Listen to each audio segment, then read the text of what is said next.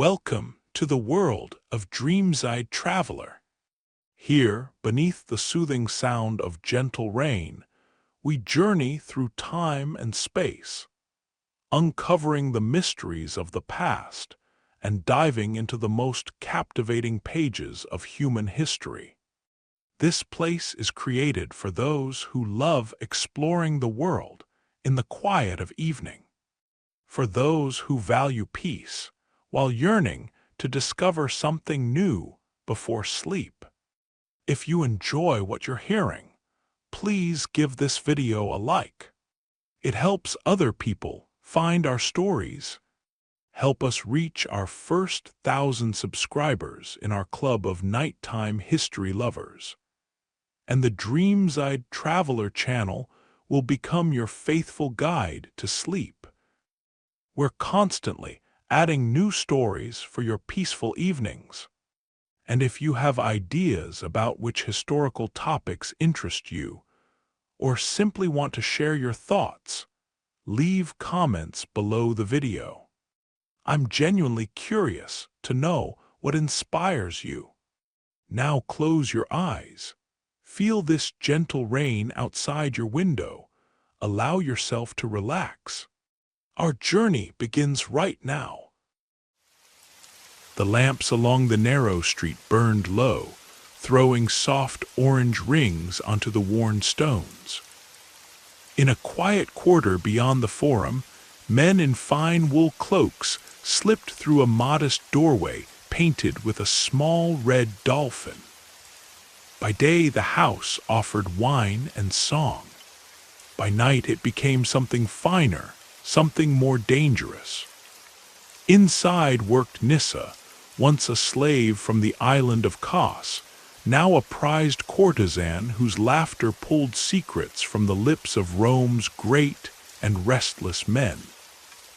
Nissa had learned her craft well. She spoke with a gentle accent that senators called charming, and she listened far more than she talked. When a client grew bold with tales of troop movements or whispered anger toward the consul, she would pour another cup, smile, and let him believe she understood only half of what he said. In truth, she remembered every word. Later, when the house quieted and the lamps went dark, she carried those words to the tall woman waiting in the back courtyard, Domina Livia Caecilia, the silent owner of 3 such houses across the city. Livia was no stranger to power. Her brother controlled a block in the Senate, and her husband sat on the board that counted votes at the assemblies. Yet information was her sharpest blade. Each day she gathered notes from her courtesans, arranging them like tiles in a mosaic. She paid special attention to gossip about upcoming debates on grain imports, taxes, and military commands. With that knowledge, she could promise favors, threaten exposure, or quietly steer a vote without ever setting foot in the Curia. One winter night, a nervous tribune named Gaius Fidus arrived at the dolphin door. His hands shook from cold and fear. He had borrowed heavy sums to pay for games in the forum, hoping to win the crowd before election season, and now his creditors demanded silver he did not have. Nissa guided him to a cushioned corner, poured warm, spiced wine, and listened while he spoke of desperate deals. Between tears, he revealed that a small group of senators planned to block a land reform bill in 2 weeks' time. Their household stood to lose vast estates along the coast if the bill passed. Gaius begged Nissa for advice, believing her simply a kind ear. By sunrise, Livia held a full list of those senators. She sent letters to rivals who favored the bill, offering proof of the secret pact and suggesting a simple trade: crush the opposition in public session and remember who gave the warning. 2 weeks later the bill passed by a narrow margin. Gaius never learned how his late-night confession had traveled the city so swiftly. But Livia's purse grew heavier, and Nyssa received a necklace of blue glass beads as reward. Not every tale ended so quietly. In the year that consuls Drusus and Silius shared office, a famous courtesan named Cytheris, once companion to Mark Antony himself, found work in a rival house near the circus. She charmed an ambitious officer of the city's night watch, a man eager to climb beyond his station. He boasted that he could lock the Subura district at dusk and starve support for a populist candidate before the next vote. When Cytheris carried this plan to her patron, a wealthy equestrian named Decimus Bruttius, he saw a chance to humble an enemy. Decimus leaked the story to a writer of street pamphlets. Within days, crude sketches showed the officer loading chains onto gates while children cried for bread. Public anger flared, the officer was dismissed, and Decimus secured contracts to supply grain to the very district the officer had hoped to control.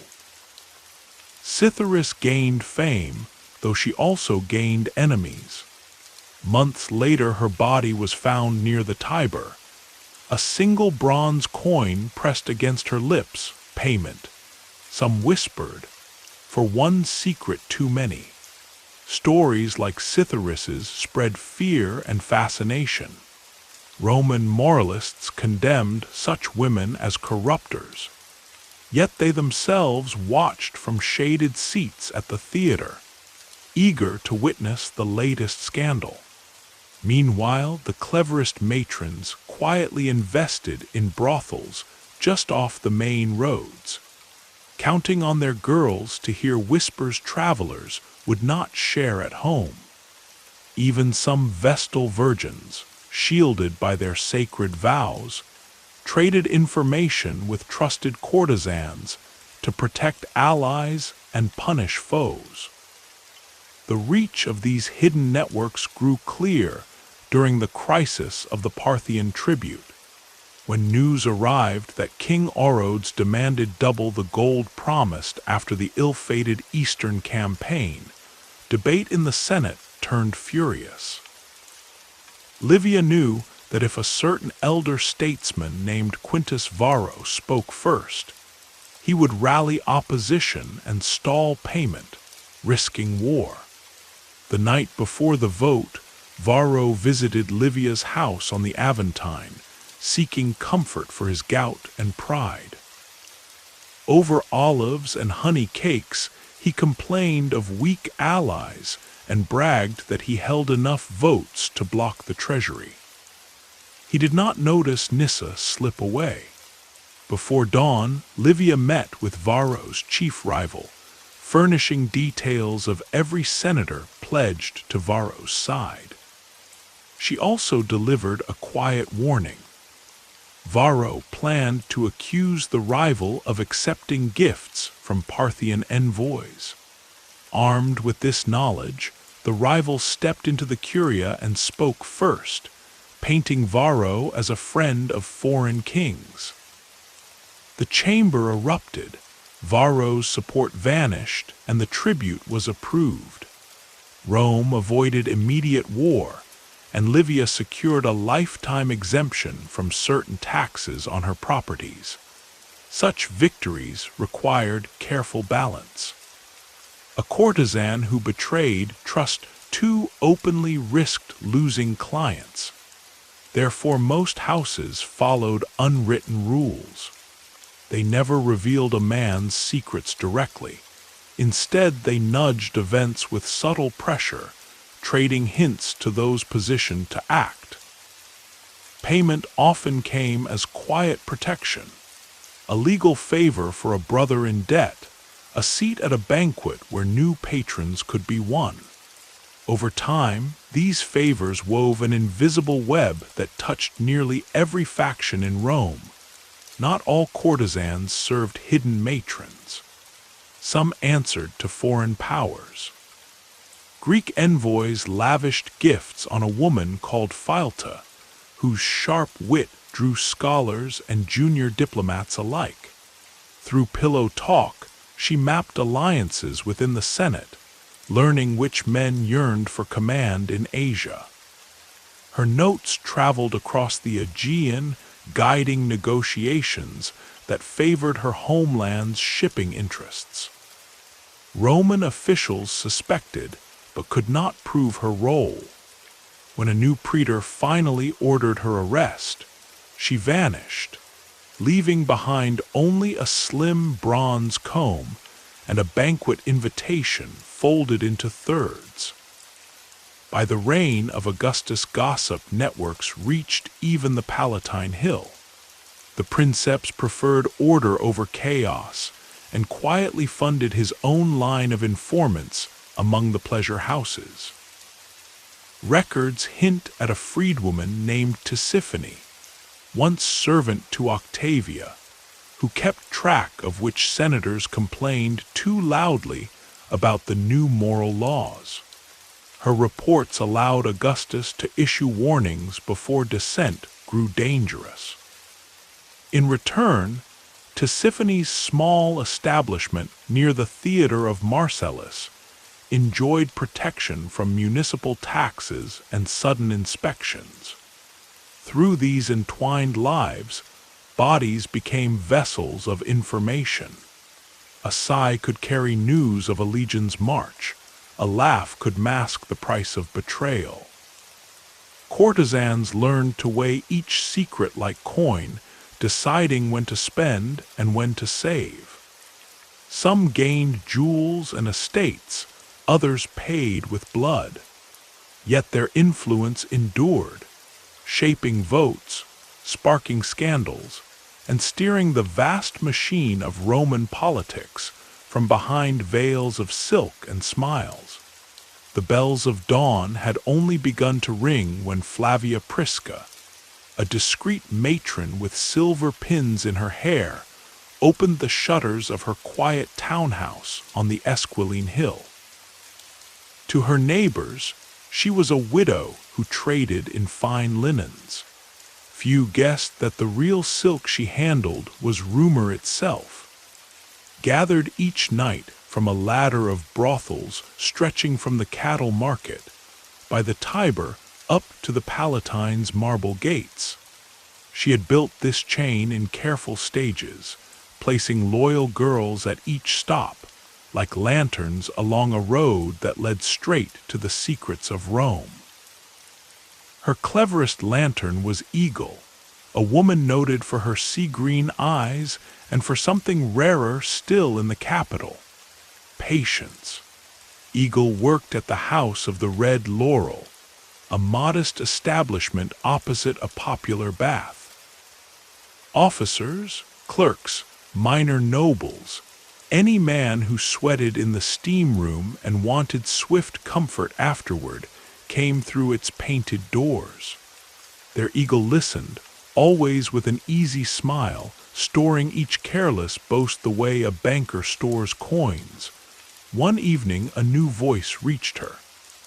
Sextus Afranius, a young quaestor with a loud laugh, swaggered in and asked for privacy.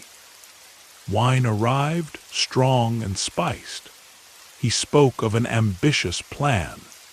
His patron, the fiery tribune Publius Clodius Pulcher, would soon push a grain dole increase before the people's assembly. The treasury could not bear such cost, Sextus admitted, but Clodius cared only for applause. More importantly, he planned to remove several rivals by accusing them of sacrilege during the secret women-only festival of Bona Dea. Sextus bragged that he himself had dressed as a musician to scout the villa where the rites were held. "The scandal will break them," he crowed, "and then we sweep the vote." Eagle poured him another cup, feigning wonder at his daring. When dawn spread over the Subura, Sextus staggered home empty-minded, believing he had impressed a pretty foreigner and nothing more. Within the hour, a runner carried Eagle's wax tablet to Flavia Prisca, who read the note twice, then smiled like a gambler turning up a loaded die. The v.2 festival would start in 6 nights. That left time to shift the board. Flavia's first move was to warn one of Clodius's intended victims, Marcus Calpurnius Piso, a senator with more debts than friends, yet still enough clout to stir trouble. She did not meet him in person. Instead, she sent Gaia, a plump, good-natured courtesan who regularly entertained Piso's steward. Gaia delivered a small scroll sealed with wax in the shape of an owl. Inside, a single sentence: "Watch the musicians at v.2. Piso, fearful and cunning, alerted his influential father-in-law, none other than Cicero, Rome's sharpest tongue. The second move required louder theater. The House of the Red Laurel hosted an accidental gathering of rival tribunes that very week. Wine flowed, dice rolled, and amid the clamor one of Flavia's girls, little Marcia, let slip a rumor that Clodius planned to increase the grain dole only if a private consortium, secretly run by his own cousins, won the contract to import Egyptian wheat. The story, half true and half imagined, spread like sparks in dry straw. By the evening before the festival, tension simmered across the city. Whispering groups huddled beneath colonnades, while Clodius himself strutted through the forum, confident his scheme would unfold unseen. Yet inside the sacred villa of the Pontifex Maximus, guards now inspected every servant's face.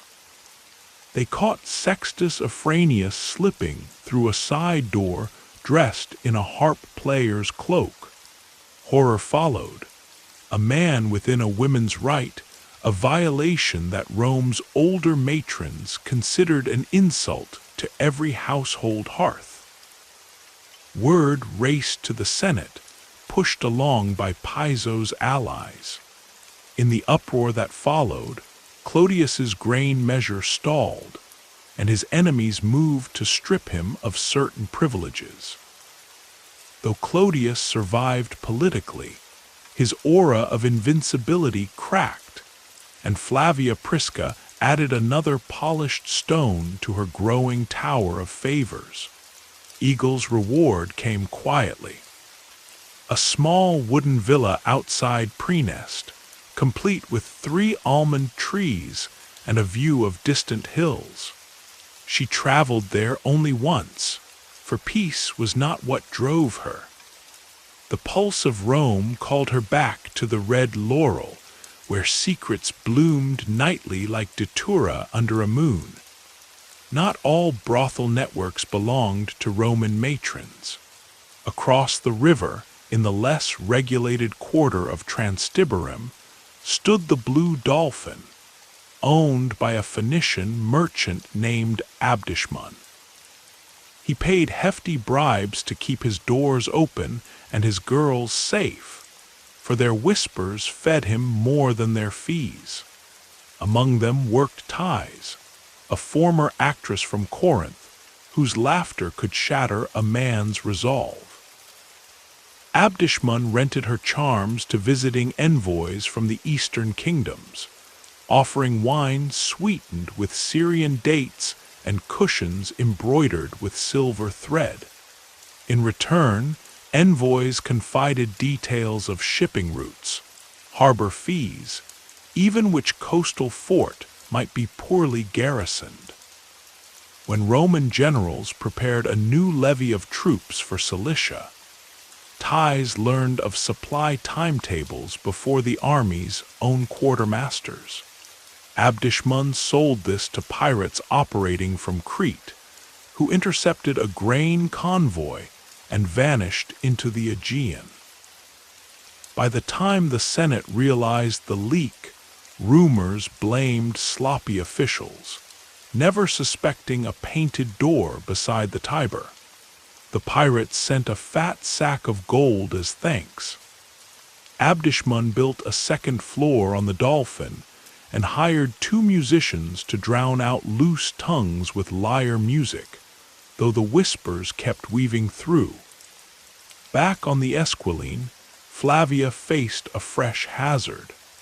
A reform-minded aedile named Lucius Domitius approached her, offering an official contract to supply linens for state banquets at a steep discount. In truth, he sought leverage, suspecting her holdings hid illicit gains. Flavia accepted the contract, but set a trap.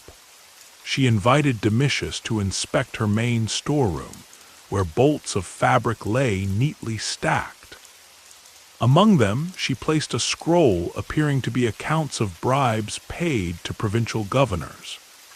The scroll was false, naming men already dead or disgraced. Domitius seized it with triumph. 2 days later, he read the list aloud in the forum, denouncing corruption. Cicero, informed by Flavia's courier, stepped forward and coolly exposed the document as forgery, noting the dead men and impossible dates. Domitius's credibility shattered, his rivals mocked him, and the contract was quietly withdrawn. Flavia's message was clear. She could plant poison as easily as honey, yet power bred danger. One dusk, Eagle found a scrap of parchment beneath her pillow. The vine that climbs too high meets the gardener's knife.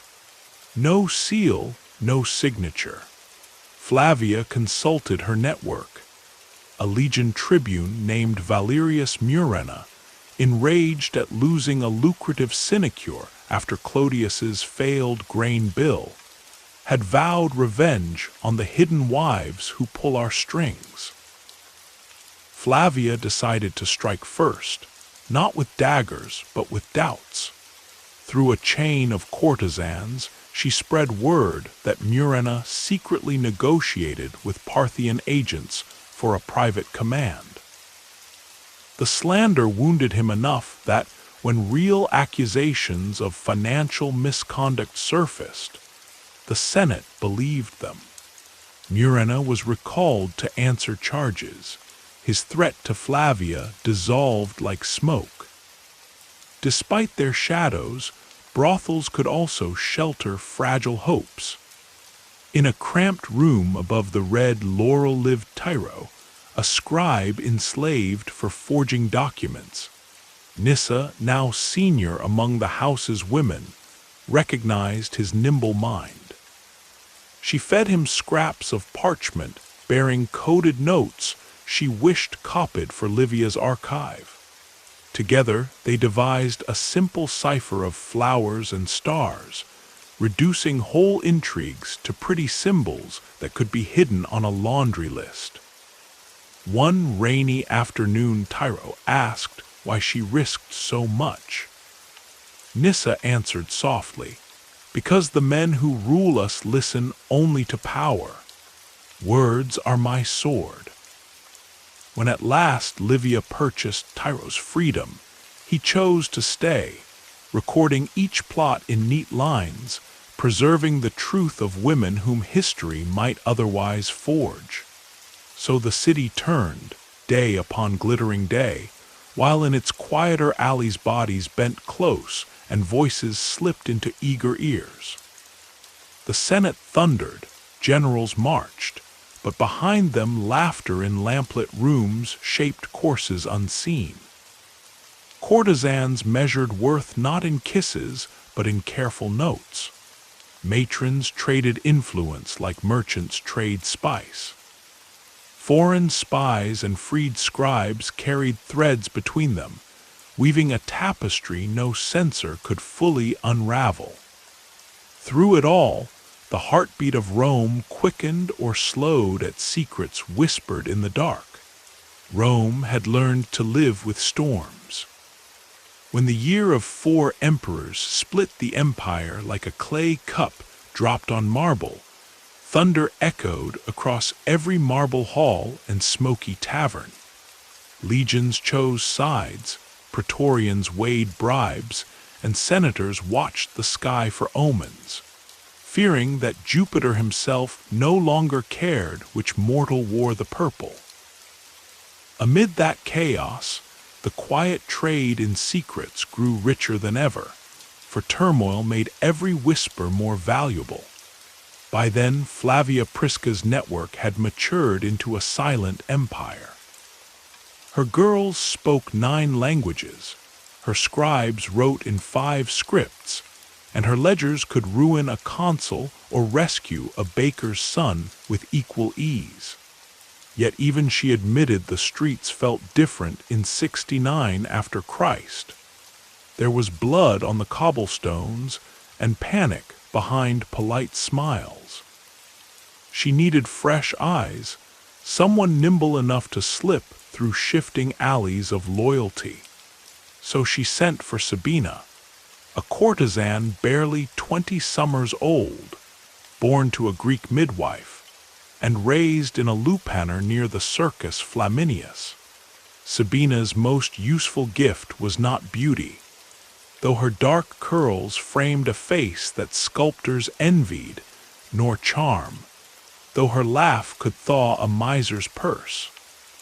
Her true weapon was an instinct for reading men before they spoke. She would note a stain on a sandal strap, the tremor of a left hand, the way a ring was twisted when a lie approached the lips. Flavia placed her at the Dolphin's second branch on the Via Lata, where soldiers from the Rhine drifted in looking for warmth, and poured out tales of camps torn between Vitellius and Otho. One winter night, a burly centurion named Marcellus staggered through the door, breastplate dusty from the road. He asked for strong Falernian and company without clever questions. Sabina obliged. He boasted that his cohort carried secret orders from Vitellius and would soon join forces with the Praetorians in the capital. While he eyed her neckline, Sabina eyed the wax tablet peeking from beneath his cloak. She coaxed him into sleep with wine touched by a few grains of opium, then pressed the tablet against warmed beeswax to capture the impression of the seal before sealing it shut again. By dawn, the contents, names of commanders loyal to Vitellius, lay on Flavia's desk. Flavia forwarded a copy to Titus Flavius Sabinus, city prefect and brother of Vespasian, now marching from the east. She asked nothing in return but continued peace for honest traders of the Esquiline. Sabinus understood. When Vespasian's supporters seized power months later, Flavia's houses escaped the usual round of taxes and raids. A small favor in print, a vast fortune in practice. Yet every ascent draws envy. The vacuum left by dethroned patrons inspired new rivals. Across the Tiber, a former actress named Helvia Crispina opened the House of Seven Lutes, financed by bankers who had backed Otho and now scrambled for fresh influence. Crispina trained her girls to praise Vitellius with honeyed words, while secretly sending nightly reports to whatever faction bid highest. Her star performer, Lupa, claimed Gaulish blood and dyed her hair flame red. Senators queued to test the legend that she could sing 3 octaves while pouring wine. Amid the laughter, she listened. especially when drunken officers mocked the slim chances of Vespasian's eastern legions. Sabina sensed a trap the first evening she crossed paths with Lupa at a private banquet in the gardens of Sallust. The red-haired woman laughed too loudly when a praetor slurred troop numbers, then excused herself the moment the jest ended. Sabina followed at a distance and glimpsed Lupa handing a folded parchment to a servant with a cicatrice on his jaw, a mark Sabina recognized from earlier nights among Othonian diehards. Sabina reported to Flavia, who nodded grimly. "Information," she said, "is wine. Too much in one throat turns to poison." Flavia moved swiftly. Using Piso's still grateful steward, she arranged for a theater troupe from Alexandria to perform at Crispina's house, a special show for senators' sons. Among the troupe traveled a pair of dancers who were in truth Sabina's half-brothers. While cymbals clanged and young nobles roared with delight, the brothers slipped into Crispina's record room and replaced her ledger of payments with a duplicate inked by Tyro, the freed scribe, containing exaggerated sums from anti-Vitalian conspirators. Next morning, copies of that ledger found their way to the urban cohorts tasked with snuffing rebellions. Crispina, hauled before a makeshift tribunal, protested but could not explain the false entries. Her bankers withdrew, and the 7 lutes closed within a fortnight. Sabina never toasted the victory. She merely sent Lupa a small pouch of silver with a note. "Sing carefully. Walls have better ears than men." While brothels plotted, the Senate convulsed over a vote to confirm Vespasian's Lex du Imperio. Old aristocrats feared another military despot. New men hoped for stability. Lines shifted daily. Flavia chose not to bribe or threaten this time. Instead, she deployed memory. For years, her courtesans had collected trivial confessions: who loved gambling, who owed hush money to a Thessalian witch, who secretly followed Isis. None worth blackmail alone, but woven together they formed a tapestry of mutual fault. She invited 20 wavering senators to a discreet feast, served by her most trusted women. Between courses, the servers mentioned, in polite whisper, tiny personal secrets only the senator himself could know. No threats, only reminders that someone listened. When the roll was called next dawn, 19 voted in favor of Vespasian. Rome exhaled. In gratitude, Sabinus granted Flavia legal right to manumit any slave within her employ after 5-year service. Dozens of women and a handful of male scribes tasted freedom, though many stayed, earning wages and sending coins to families in far provinces. Sabina used her pay to buy scrolls of philosophy, delighting in Epictetus's maxims about inner liberty even amid external chains. She memorized one line: "No thief can steal your will." It became her quiet shield. Yet shadows lingered. When Vespasian's younger son Domitian began frequenting pleasure houses incognito, he carried both curiosity and suspicion. He noticed patterns, how certain rumors preceded Senate debates, how tavern jokes predicted arrests. One rainy evening he arrived at the Red Laurel Masked, demanding an audience with the scholar who keeps ledgers. Tyro met him, trembling. Domitian praised the scribe's penmanship, then asked if knowledge did not weigh heavy. Tyro answered with practiced humility, citing Plato. The beginning of wisdom is the definition of terms. Domitian left without threat, but next morning a detachment of Praetorians loitered outside several brothels, counting everyone who entered. Flavia interpreted the move as warning. She ordered all sensitive tablets burned after copying into cipher, then hidden under floorboards of a bakery whose owner owed her everything. Sabina apologized to clients that some girls were traveling to country retreats for health. Business slowed. Yet the web endured, invisible, waiting. It was then that fate twisted through an unlikely thread.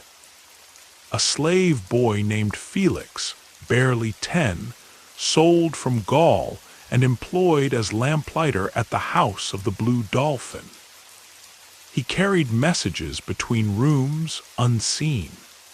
One dusk he overheard a Stoic senator confide to Ties that Domitian planned to seize more power while his father and brother campaigned abroad. Felix, frightened, ran not to Abdishmun but to Sabina, who had once given him figs when he tripped on a stair. Sabina calmed him, took the tale to Flavia, and together they weighed dangers of repeating it. Warn Vespasian's circle, risk Domitian's wrath. Flavia chose a middle path. She wrote a letter in invisible ink, gall nuts and vinegar, addressed to Titus, the elder son, praising his victories and praying for his swift return. Between lines, she described the rumor. The letter traveled with a shipment of linen bandages to the front. What happened next history records only as silence. Domitian did not move against the Senate that year, perhaps deterred by a brother's stern missive, perhaps by nothing at all. But Flavia slept easier, and Felix became her ward, learning letters beside Tyro's desk. The year closed with temple bells celebrating peace. Yet in candlelit rooms women still listened, weighed, remembered. Their names seldom inked on public decrees, their signatures absent from marble laws, they nevertheless steered Rome with murmurs. Through Sabina's keen eyes, Felix's darting feet, Tyro's steady hand, and Flavia's unblinking vision, the body had become parchment, the kiss a stylus, the sigh a seal. Thus continued the unseen chronicle of flesh and information beneath the empire's marble face. The chill of an early spring wind swept through Rome when news reached the capital that King Decebalus of Dacia had rebuilt his mountain forts. The Senate murmured of another costly campaign, while merchants worried that the Danube trade lanes might choke.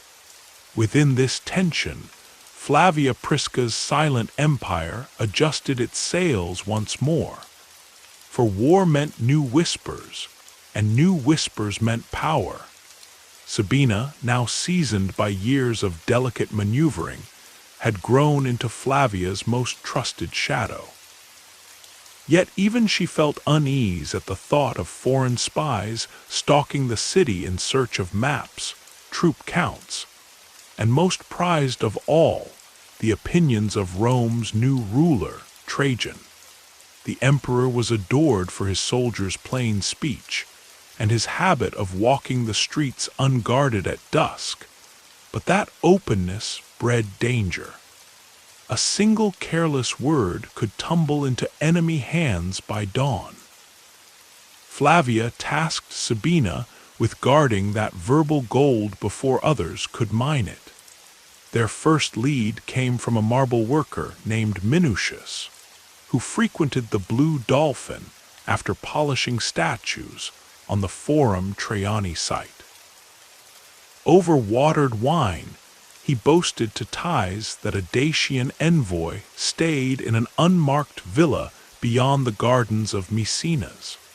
The envoy, Talos by name, pretended to negotiate timber contracts, but spent evenings quizzing any stonemason willing to talk about column dimensions and army pay chests. Thais reported at once. Flavia knew the villa. Years earlier, she had rented its courtyard for a discreet meet between rival tribunes. She sent Sabina inside wearing the guise of a Cappadocian lute teacher, hired to soothe Talos with music while his scribes drafted letters home. Sabina entered with modest posture and a lute polished to golden sheen. Talos greeted her politely, but she saw calculation in his gray eyes. He asked for soft melodies from the east, claiming they eased his sleep. While she played, she noted wall hangings, simplified maps of river bends, fortress icons etched in charcoal, quickly draped when servants announced dinner. She noticed, too, that certain scrolls bore the broken seal of a Roman quartermaster, copies, perhaps, of supply ledgers stolen from careless hands. Between verses, Sabina let slip a sigh about the endless legion columns she had passed along the Flaminian Way. Talos leaned forward, asking how many carts she had counted. Sabina replied with a shrug, pretending ignorance, yet inside she felt cold fire. The envoy was fishing for numbers. That night she sent a coded blossom and star slip to Tyro. He, Felix, and Flavia studied it by lamplight. They understood that foreign coin already oiled a network inside Rome. They needed to know whose pockets jingled. The second thread surfaced from an unexpected spool. A freedwoman named Portia, once a laundress near the Red Laurel, now operating her own small bathhouse, found a strip of parchment sewn into a senator's cloak. It listed payments in Dacian drachmae beside Latin initials. Portia, loyal to Nyssa, carried the strip to Flavia. One set of initials matched Marcus Valerius Galera, a senator famed for thunderous speeches against continued campaigns. If Galera fed Talos' rhetoric to destabilize the war vote, Rome's border might fracture. Flavia decided upon a layered attack. Sabina would remain inside Talos's trust long enough to learn the envoy's couriers and signal routes. Meanwhile, Eagle, older now but sharp as ever, would reappear in the Senate gallery, draped in understated finery, to study Galera's habits. At night, Tyro and Felix compiled caches of past indiscretions about wavering senators, hidden debts, secret villas bought with provincial taxes, love letters written to actresses under false names. None of this was blackmail yet, merely arrows in a quiver. Sabina played lute for Talos every evening. On the fourth night, she feigned a broken string, asking permission to restring it in the courtyard where light was better. Talos granted her a single guard. Sabina let the wind tug her veil so the guard's eyes would follow, then traced her own footsteps in dust, counting doorways and measuring hallway lengths by silent breath. She returned, seemingly flustered, with the melody unfinished. Talos apologized for his impatience and pressed a gold pendant into her palm. She smiled shyly, etching the pendant's design into memory. An eagle clutching twin lightning bolts, crest of Dacian royal scouts. Outside, Nyssa waited in a hired litter. In half-whispers, Sabina described room placements and pendant markings. Nyssa relayed them to Felix, who sketched a floor plan and symbol. Tyro matched the crest to a minor Dacian noble family tied to Decebalus's engineers. Proof enough that the envoy acted beyond timber contracts. Flavia moved the pieces. She invited Galera to a private supper in gratitude for his steadfast defense of senatorial dignity. He arrived intrigued but guarded. Over roast pheasant Flavia spoke of art, then of the burden of leadership, then finally of rumor. Some say agents of Dacia buy friends in the Curia the way bakers buy grain. Galera laughed too loudly. Flavia passed him a sealed tablet, one he dare not open until alone. It contained the parchment scrap Portia had found. Beneath it, 5 lines. When foreign kings count on Roman silver, the gods grow angry. Choose the brighter path at tomorrow's vote.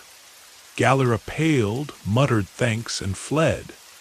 The next morning, while thunderclouds brewed over Janiculum, the Senate convened to approve Trajan's fresh levy for the Dacian war.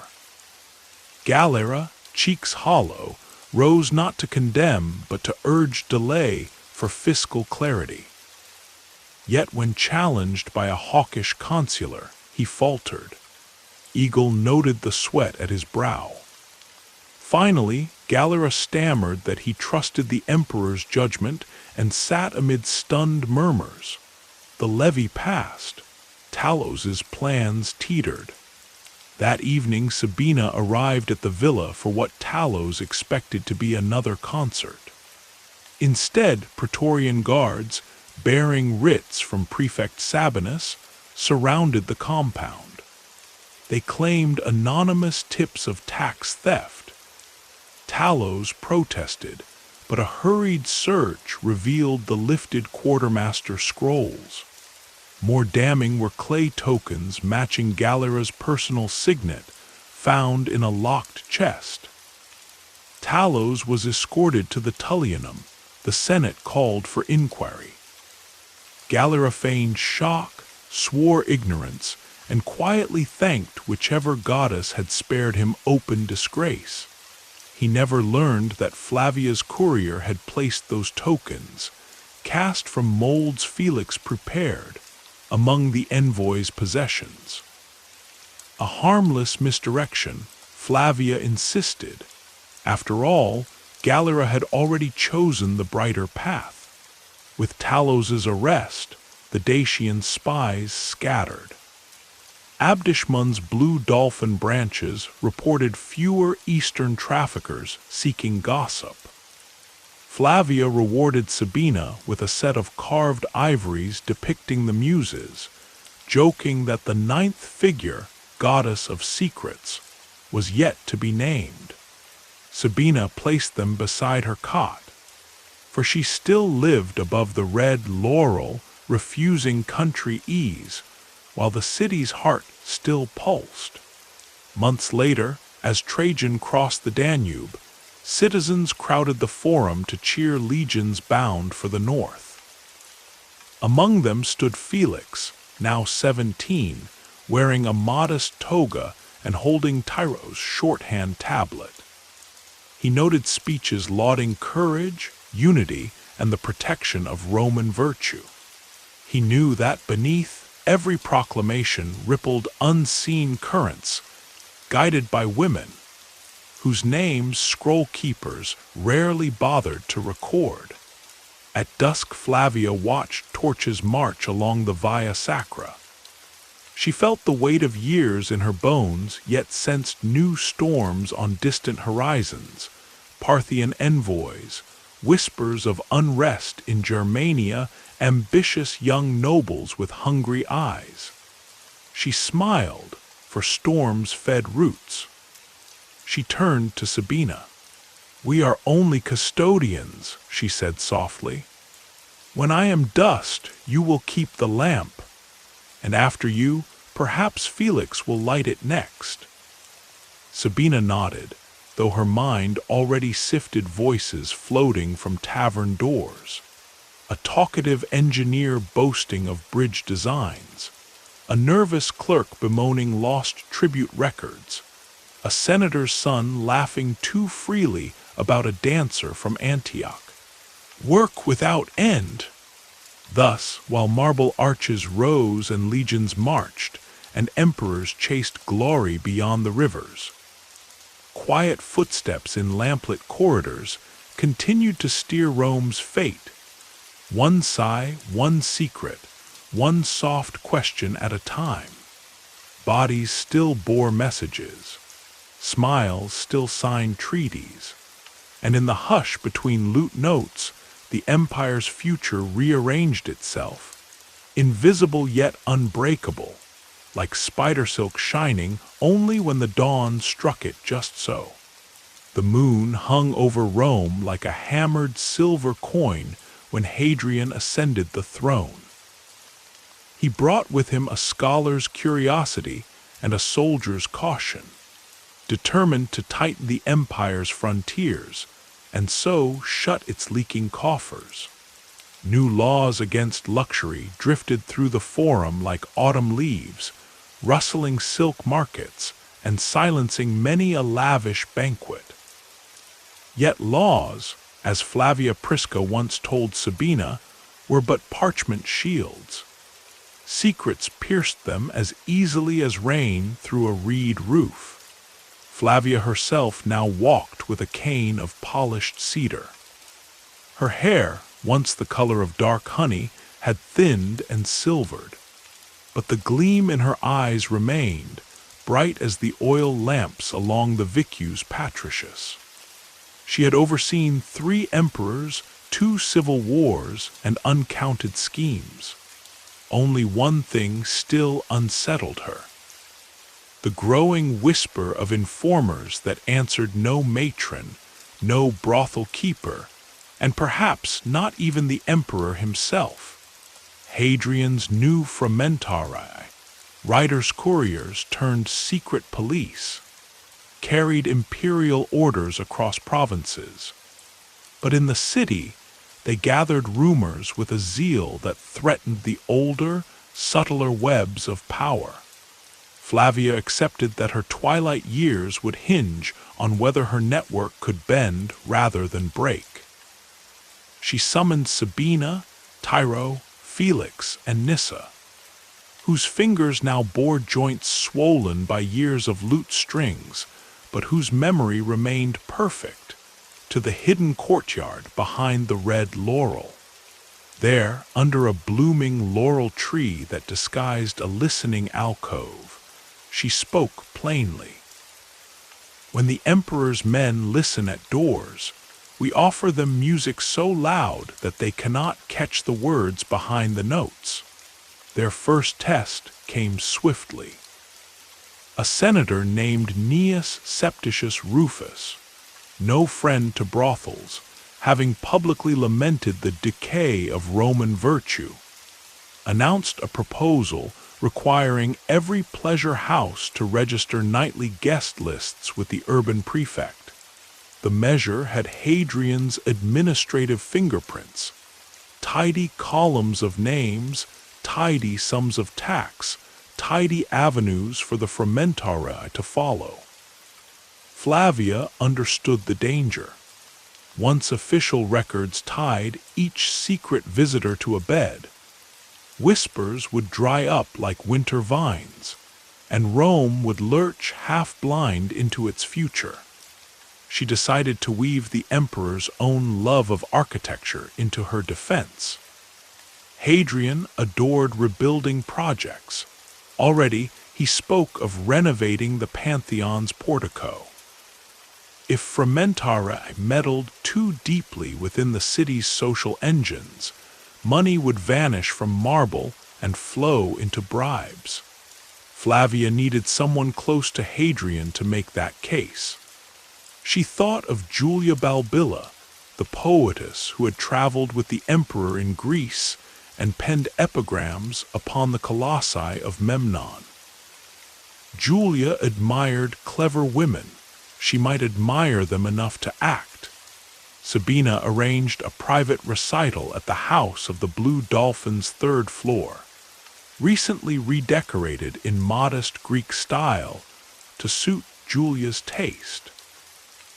Nyssa performed a plaintive Ionian song, while Sabina recited Balbilla's own verses, praising the mix of reason and joy in Hadrian's rule. Between lines, she wove commentary on how the velvet of pleasure houses muffled discontent, preventing sharper riots that taxes and soldiers could not quell. A subtle plea: leave the shadows where they were. They served the light. Julia listened, cheeks flushed with the thrill of hearing her words float upon another's breath. She left before dawn, silent but thoughtful. A week later, Senator Rufus's measure met unexpected resistance, not from libertine senators, but from Hadrian's own chamberlain, who warned the decree might disrupt the quiet traffic of goodwill in the capital. The proposal died in committee. Flavia rewarded Nyssa with a cushion of Tyrian purple and a new apprentice to ease her aching hands. Yet the victory drew curiosity. The Frumentarii, sniffing lost prey, turned their attention to the courier lanes Felix managed. They detained one of his runners outside the theater of Pompey, discovering only a wax board filled with innocent shopping tallies, but marking him as suspicious. Felix escaped interrogation, but knew that invisibility had ended. Tyro proposed they shift communications to tesserae, small, clay gaming tokens etched with shorthand codes, which brothel patrons routinely carried as markers for free drinks. If searched, they would appear as nothing more than idle amusements. Meanwhile, the Blue Dolphin's Phoenician owner, Abdishmun, had died of fever, leaving his establishments in the hands of distant relatives uninterested in subtle espionage. A rival entrepreneur, Publius Achillius of Alexandria, offered to buy them. Flavia recognized Achillius. He had once smuggled papyrus contracts for desert forts. He would sell secrets to the highest bidder without loyalty. Allowing him, the Dolphin would risk every carefully balanced accord. Sabina planned a solution born of calculated mercy. She approached Valeria Messalina, no kin to the infamous empress, yet burdened by the same gossipy surname, who operated a respectable bath and reading salon catering to aging senators who fancied themselves philosophers. Valeria wished to expand, but property along the river was scarce. Sabina arranged a private loan at gentle interest, Flavia's silver supporting Valeria's ambition. With funds secured, Valeria outbid Achillius, acquiring the Dolphin branches and pledging to retain the existing staff. In return, she would share innocuous cultural tidbits gleaned from her learned clientele, leaving the sharper intrigue to Flavia's steadier hands. A balance preserved. Even so, an empire cannot sit balanced forever. One midsummer dusk, rumors spread of a failed conspiracy against Hadrian led by 4 senators disgruntled at imperial centralization. The Frumentarii swept through the city, arresting scores. Among those seized was Marcia, the once lively gossip spark who decades before had toppled Clodius's schemes. Marcia had aged into a bookkeeper for Valeria, her memory still sharp. She was accused on the flimsiest pretext of knowing rebel meeting times. Flavia stared into the cold hearth of her townhouse and felt the creeping frailty of time. Saving Marcia would require a public gesture potent enough to melt fear within the Frumentarii, yet discreet enough to avoid Hadrian's ire. Sabina offered a daring plan. Stage a leak so brazen it would prove Marcia's innocence. Information so vital that no traitor would gift it to the emperor's foes. Tiro forged a scroll purporting to reveal a Dacian remnant plot to poison grain shipments bound for Ostia. Felix delivered it under guise of anonymous loyalty to the Praetorian prefect. Its details were plausible, sprinkled with true shipping schedules gleaned from earlier whispers. The prefect, alarmed, secured the granaries, found no poison, yet praised the alert. In the same breath, Felix hinted that Marcia had long passed harmless notes on civic matters, never seditious. Whether coincidence or conviction, Marcia was released with a warning. Rumor soon credited her with assisting the uncovering of the false grain threat. Thus, a forged lie became her shield. Flavia sensed her network approaching another generation's handover. She hosted one last gathering beneath the laurel. Sabina, Tiro, Felix, Nyssa, Portia, and even Julia Balbilla, disguised for an evening's freedom. Cups of diluted wine passed among them as cicadas sang. Flavia spoke softly. Rome has pillars of stone and pillars of breath. The stone may crack in earthquakes, but the breath must travel from mouth to mouth or it dies. You are the breath. She entrusted Sabina with her personal ledgers, encrypted but annotated in margins with lessons written as questions.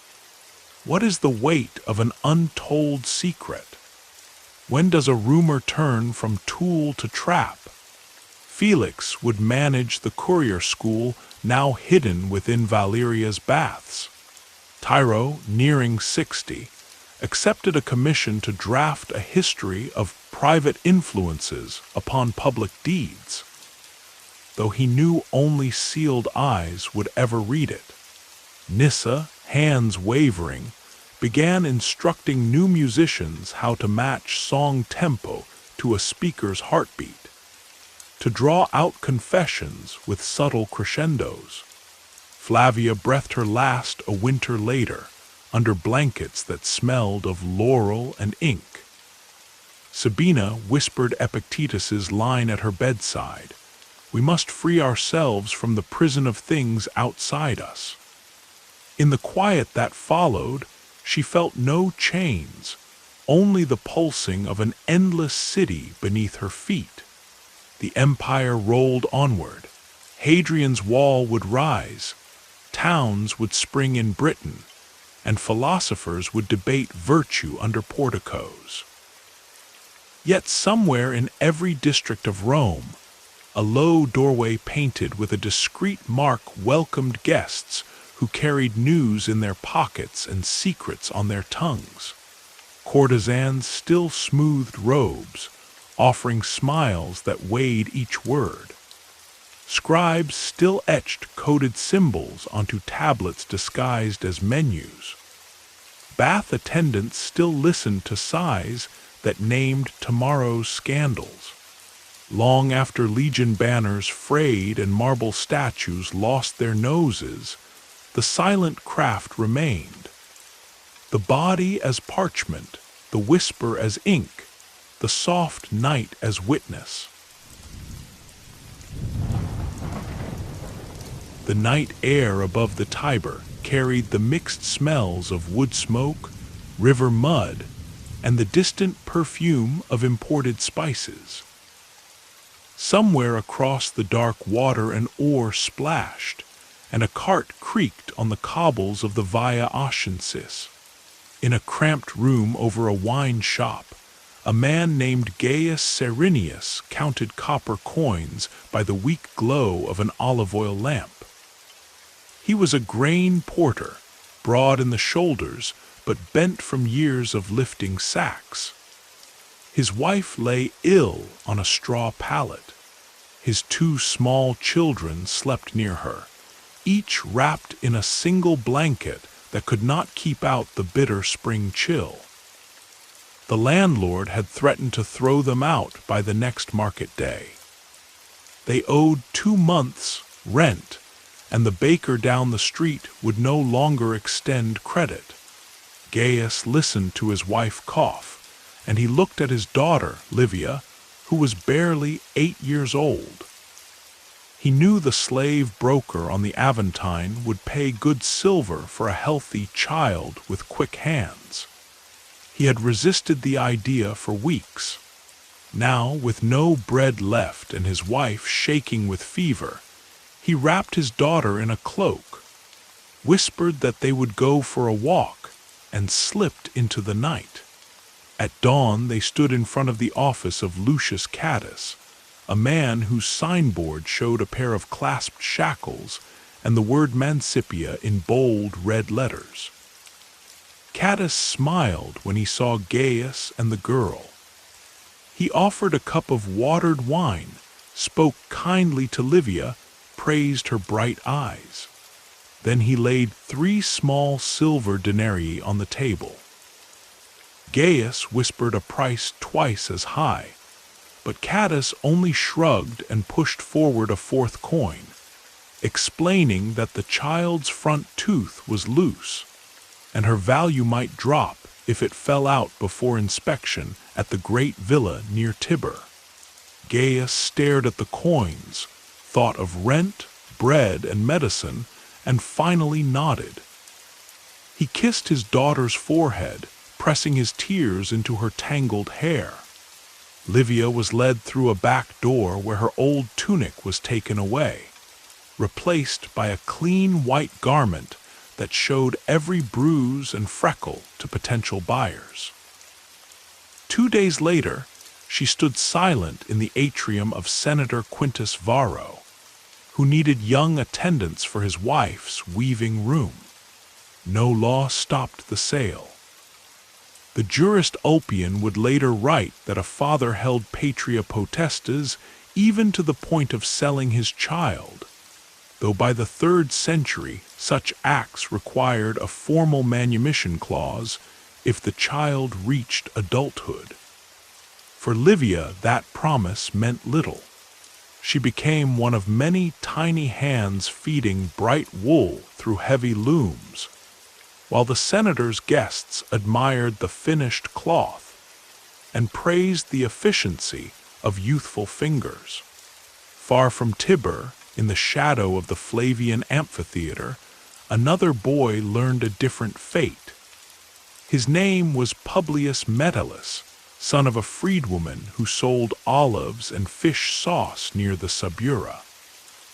Publius was 10 years old, long-limbed and fast. One afternoon, he kicked a leather ball into the stall of a meat seller, who accused him of theft and dragged him before a magistrate. The fine was more than the mother could pay. Under the edict of the aediles, an indebted parent could surrender the child into temporary servitude. Yet in practice the term temporary stretched like wax in the sun.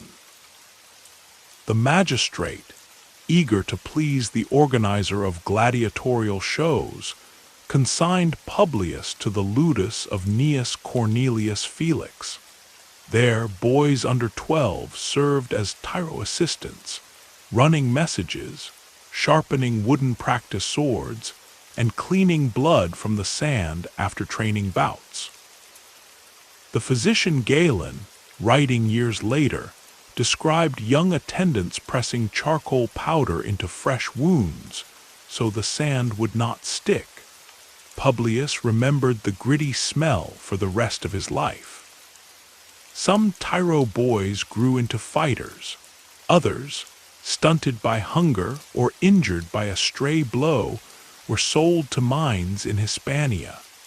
Publius survived the first year, earning the nickname Corvus, the Raven, because he scavenged food from the refuse pit and shared it with slower boys.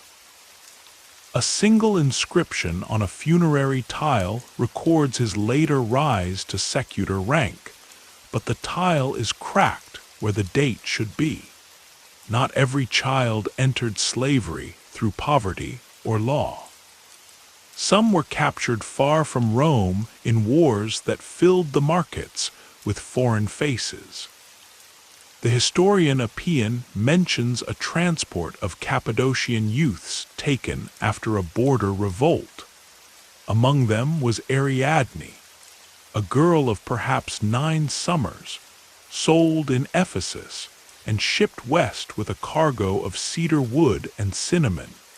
She spoke no Latin when she reached the capital, yet her delicate features and elaborate earthenware earrings caught the eye of Tullia Crispina, a wealthy matron known for hosting salons of poetry.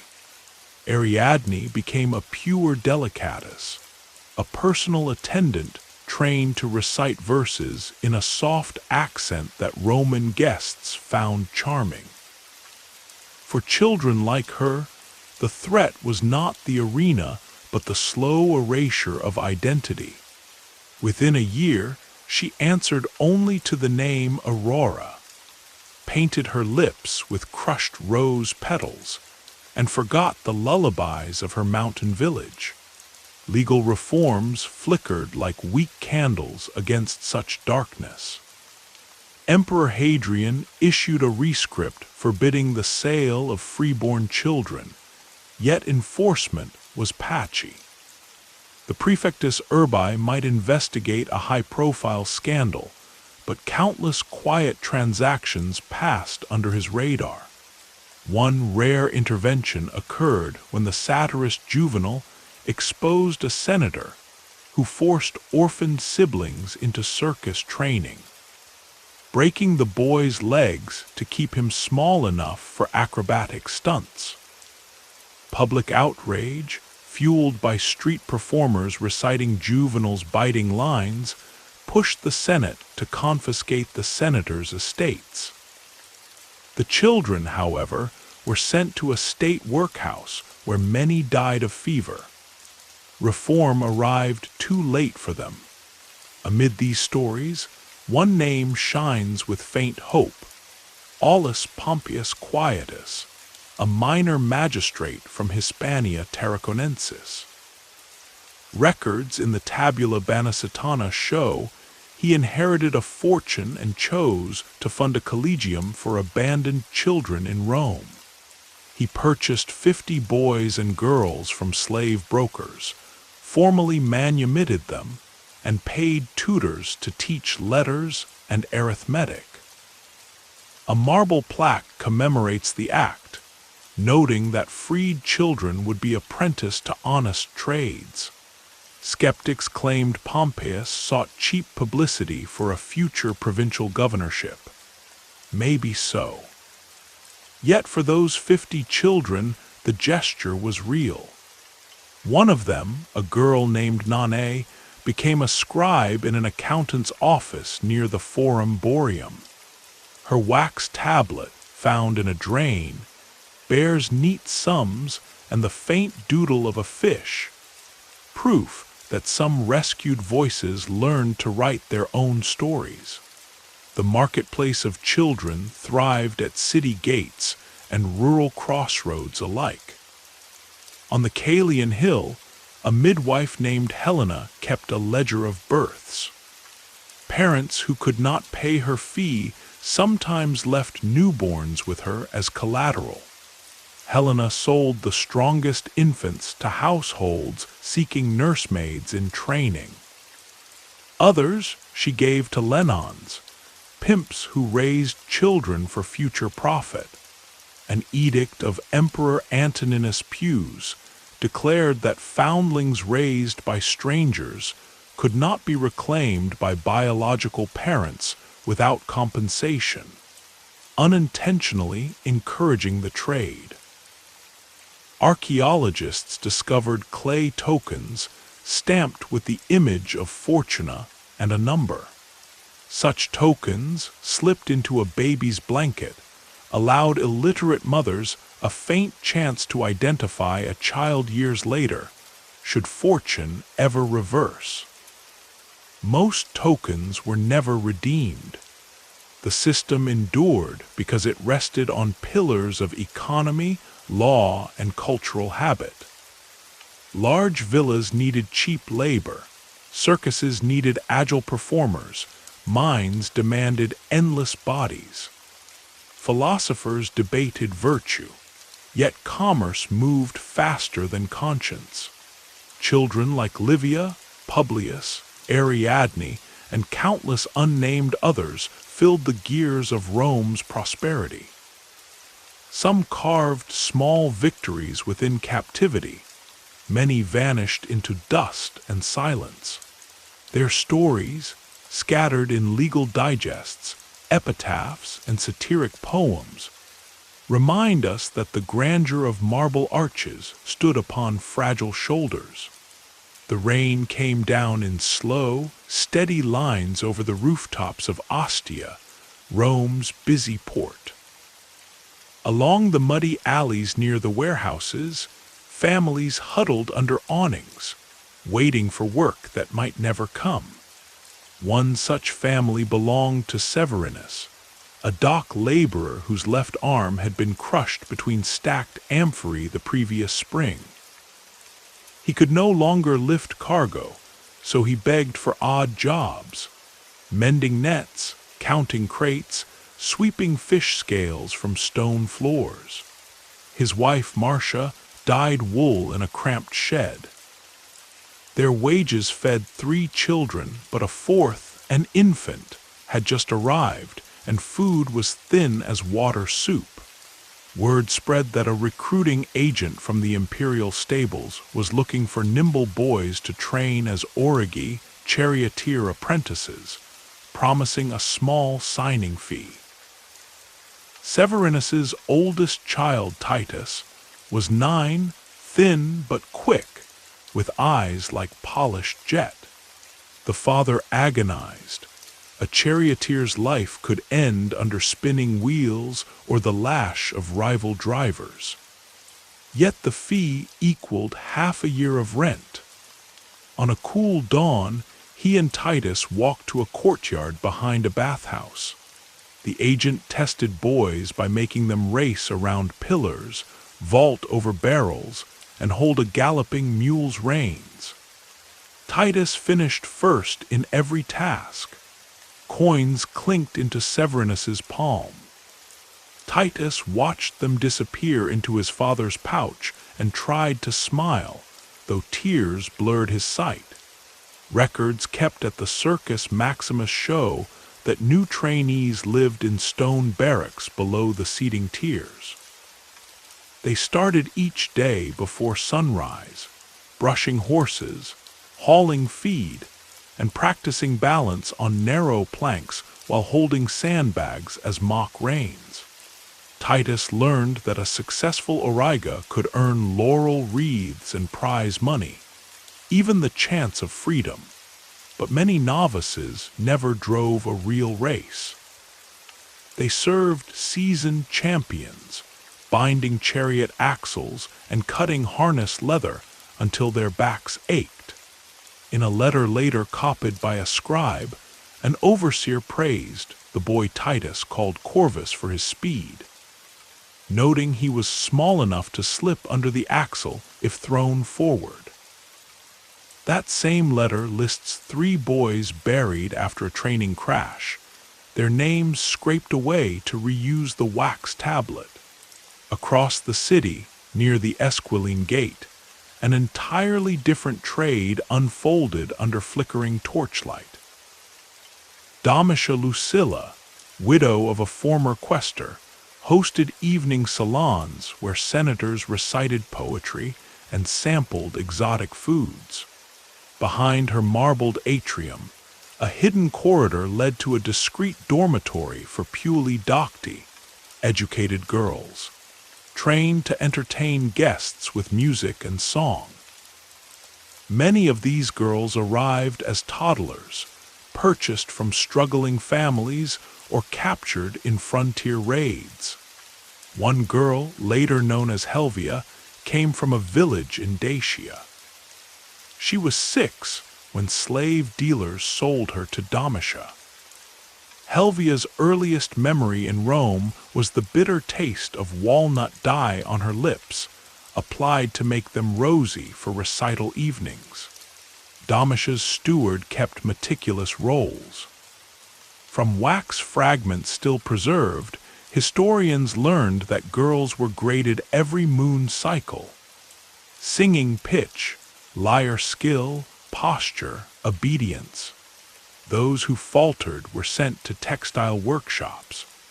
Promising singers stayed and performed behind silk screens, while wealthy men wagered on which girl could hold a single note the longest. One parchment lists wagers 10 sesterces on Helvia, surpassing 200 heartbeats. Such betting made Domitia's gatherings popular yet scandalous. A scathing satire by the poet Persius mocked the noble lady who trims children into nightingales and sells their song for gossip.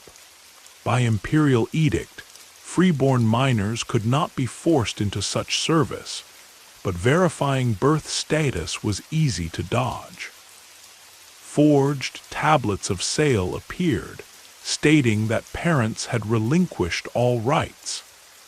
Even if challenged, the cost of legal action was beyond most peasants. Aulus Gellius recorded a rare victory. A Sabine farmer identified his runaway daughter at a music recital, proved her freeborn status with tattoo markings only their clan used, and won her release. Yet for every Helvia freed, 100 more remained unheard. Further south near Capua, the famed training ground of gladiators also harbored a lesser-known facility, the Ludus Purorum, school for child performers. Not destined for swordplay, these children perfected dangerous acrobatics to entertain crowds between main bouts. Marble reliefs show tiny bodies flipping over shields, walking tightropes stretched above sand stained by earlier fights. One boy, nicknamed Lupus, was sold at age 8 after thieves killed his parents on the Via Appia.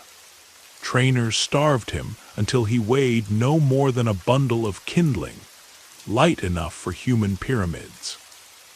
The physician Soranus, visiting the camp, wrote that child acrobats often died from internal ruptures.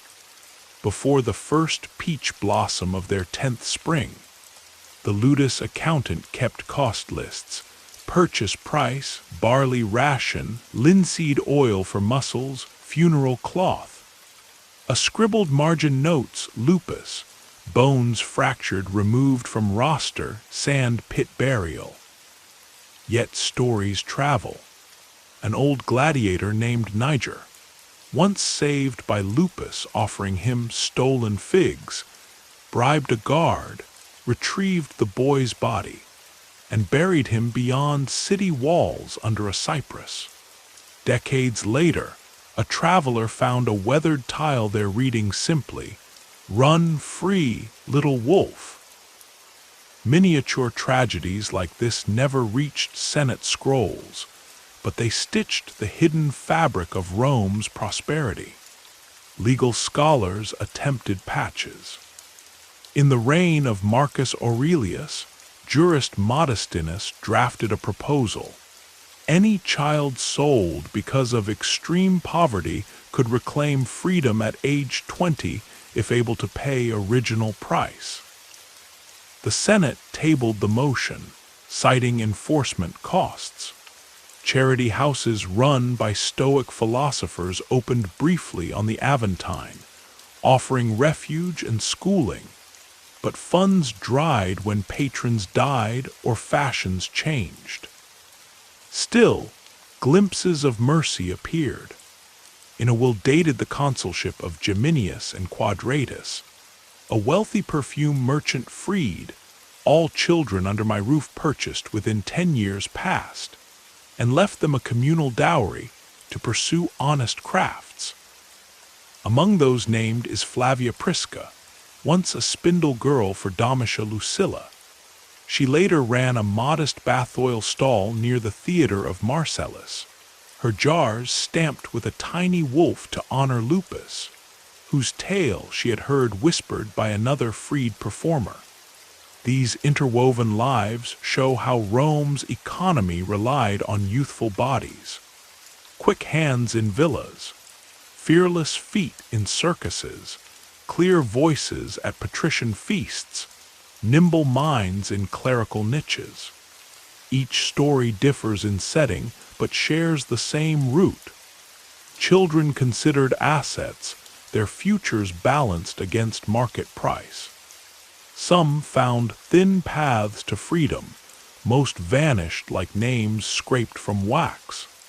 The wind that swept across the slopes of Mount Pangaeus carried a sharp metallic tang. Miners said they could taste silver in every breath, and in the underground shafts that honeycombed the mountain, pale torches flickered like tired stars. Somewhere in those tunnels, 12-year-old Darius hauled a wicker basket filled with broken ore. His wrists bled where a rawhide strap cut into the skin. It was easier, the foreman said, to sling the load across the back than drag it along the floor. Darius had been sold to the Imperial Mining Company when his village taxes fell into arrears. The procurator Metallorum signed a wooden chit, one healthy boy, strong arms, to be conveyed to Thrace for subterranean labor. Roman law technically barred owners from sending slaves to the mines without a court sentence. But the statute, called the Lex Petronia, was riddled with exceptions. Debtors, children, prisoners of war, and any slave judged incorrigible by a master could be consigned to the pits. Once below ground, few returned. Pliny, the elder, wrote that thin bodies were ideal for twisting through narrow seams where grown men could not crawl. Darius learned to guide himself by touch, counting heartbeats to guess the distance back to daylight. When a new gang of miners arrived, Gauls captured during a frontier skirmish, he whispered directions in broken Latin so they would not die lost in the dark. Far to the west, on the island of Sicily, endless fields of wheat rippled under a harsh sun. Great estates, latifundia, fed Rome's grain appetite, and their owners preferred child workers for the hardest tasks. Weeding between tight rows, chivying mules through muddy irrigation ditches, climbing fig trees to net starlings that pecked the fruit. A boy named Marcus, sold at age 7, spent his days hunched over with a bronze hoe barely longer than his arm. His skin cracked from salt and sun. At night, the overseer locked him and 24 others in a stone hut with only one slit for air. Archaeologists later found iron ankle fetters there, small enough to fit children, engraved with a single letter Q for Quintus, the estate brand. Sometimes rescue arrived in unexpected forms. One harvest season, an imperial inspector named Gaius Fidus passed through the estate. He carried an edict from Emperor Trajan that promised reduced taxes to landlords who freed slave children after a set term of service. The estate master, seeing fiscal advantage, released a group of youngsters, among them Marcus. Freedom, however, came with strings. The children were bound by obligatio operarum, a contract of continued labor at low wages. Marcus walked away from the estate legally free, yet too poor to leave. Years later, a fragmentary letter shows him working as a vehicarius, a courier who trotted beside horse-drawn mail carts, knees scarred by the wheel rims he had once avoided in the fields. In the teeming alleys behind Rome's Forum Holitorium, child slavery wore a different mask. Brothel keeper Laelia Fosca purchased infants, raised them in hidden dormitories, and introduced them to clients once they reached puberty. A wax tablet seized during a police raid listed purchase prices by age and condition. Female, Numidian, 8 months, 300 sesterces. Male, Cappadocian, 2 years, 200. Though prostitution itself was legal, selling minors into sex work violated several moral edicts, yet enforcement was rare. One night, a man named Aelius Pollio arrived, demanding a girl still under the legal minimum age of 12. Laelia refused, fearing recent rumors of crackdowns. Pollio revealed himself as an informer for the urban prefect. Soldiers shuttered the brothel, freeing 17 adolescents. The Acta Urbis, the city's daily bulletin, records the raid and notes that Laelia paid a heavy fine but was not exiled. Within months, she reopened under a cousin's name. Most rescued youths, including a shy boy called Iavinus, drifted into other houses of pleasure, the only trade they now knew. Yet hope lingered in unlikely corners. Near the Aventine Hill, a Greek physician named Philomenos treated injured performers from local theaters. He kept a side project, a tiny clinic for slave children who had been maimed at work. His casebook, preserved on papyrus, describes setting the arm of a textile girl whose loom had crushed it, and applying wine-soaked wool to the scorched back of a kitchen boy splashed with boiling oil. Philomenos noted that many patients feared punishment more than pain. To calm them, he told simple stories of heroes who escaped cruelty. One small listener, a mute child with crushed fingers, later carved those tales as crude figures on the plaster of a stairwell. A stick man breaking chains, a ship sailing toward a rising sun. Christian communities, still unofficial and sometimes persecuted, began pooling alms to ransom enslaved minors. The Acta Marsa et Marcelliani, a 3rd century text, recounts Deaconess Paula negotiating with a circus agent to buy 2 acrobat brothers, Sergius and Antonius. She then entrusted them to a carpenter who taught them joinery. Not all rescues succeeded. In one grim passage, Paula arrived too late. The younger brother had fallen from a high wire and died.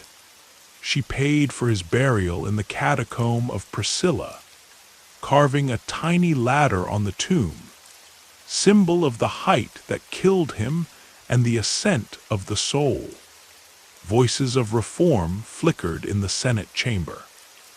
Senator Caecilius Natales proposed a law requiring public registration of all child sales and a cooling-off period during which parents could reclaim offspring. Debate dragged through 2 sessions, with many senators complaining about paperwork. Caecilius cited Stoic teachings. Children are seeds of the res publica, not chattel. Opponents countered that the economy would suffer if villas and workshops lost cheap labor. The bill died in committee. A lone marble plinth in the curia's corner still bears Caecilius's scratched-out draft title, Lex de Infantibus Alienis. The tragedies did not go unnoticed by writers. The satirist Juvenal penned a bitter couplet. Sold while the milk yet stains their lips, they learn the price of tears. Later, the historian Cassius Dio, reflecting on earlier centuries, concluded that Rome's greatness was built on two pillars: the discipline of its legions and the invisible hands of its child slaves. Invisible, perhaps, yet traces remain. In 2012, divers exploring a shipwreck off Caprea Island recovered wooden tablets.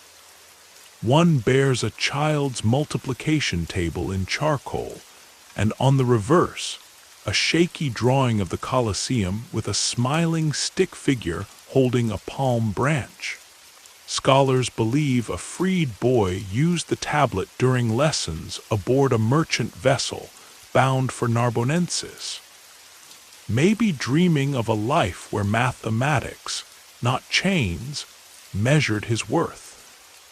Rain came and went like a fitful drummer across the Campanian plain, painting quick silver streaks on the tiled roofs of Capua, before the sun burst out again to steam the streets dry. Near the great amphitheater, a traveling show master named Ventidius Felix pitched bright striped tents.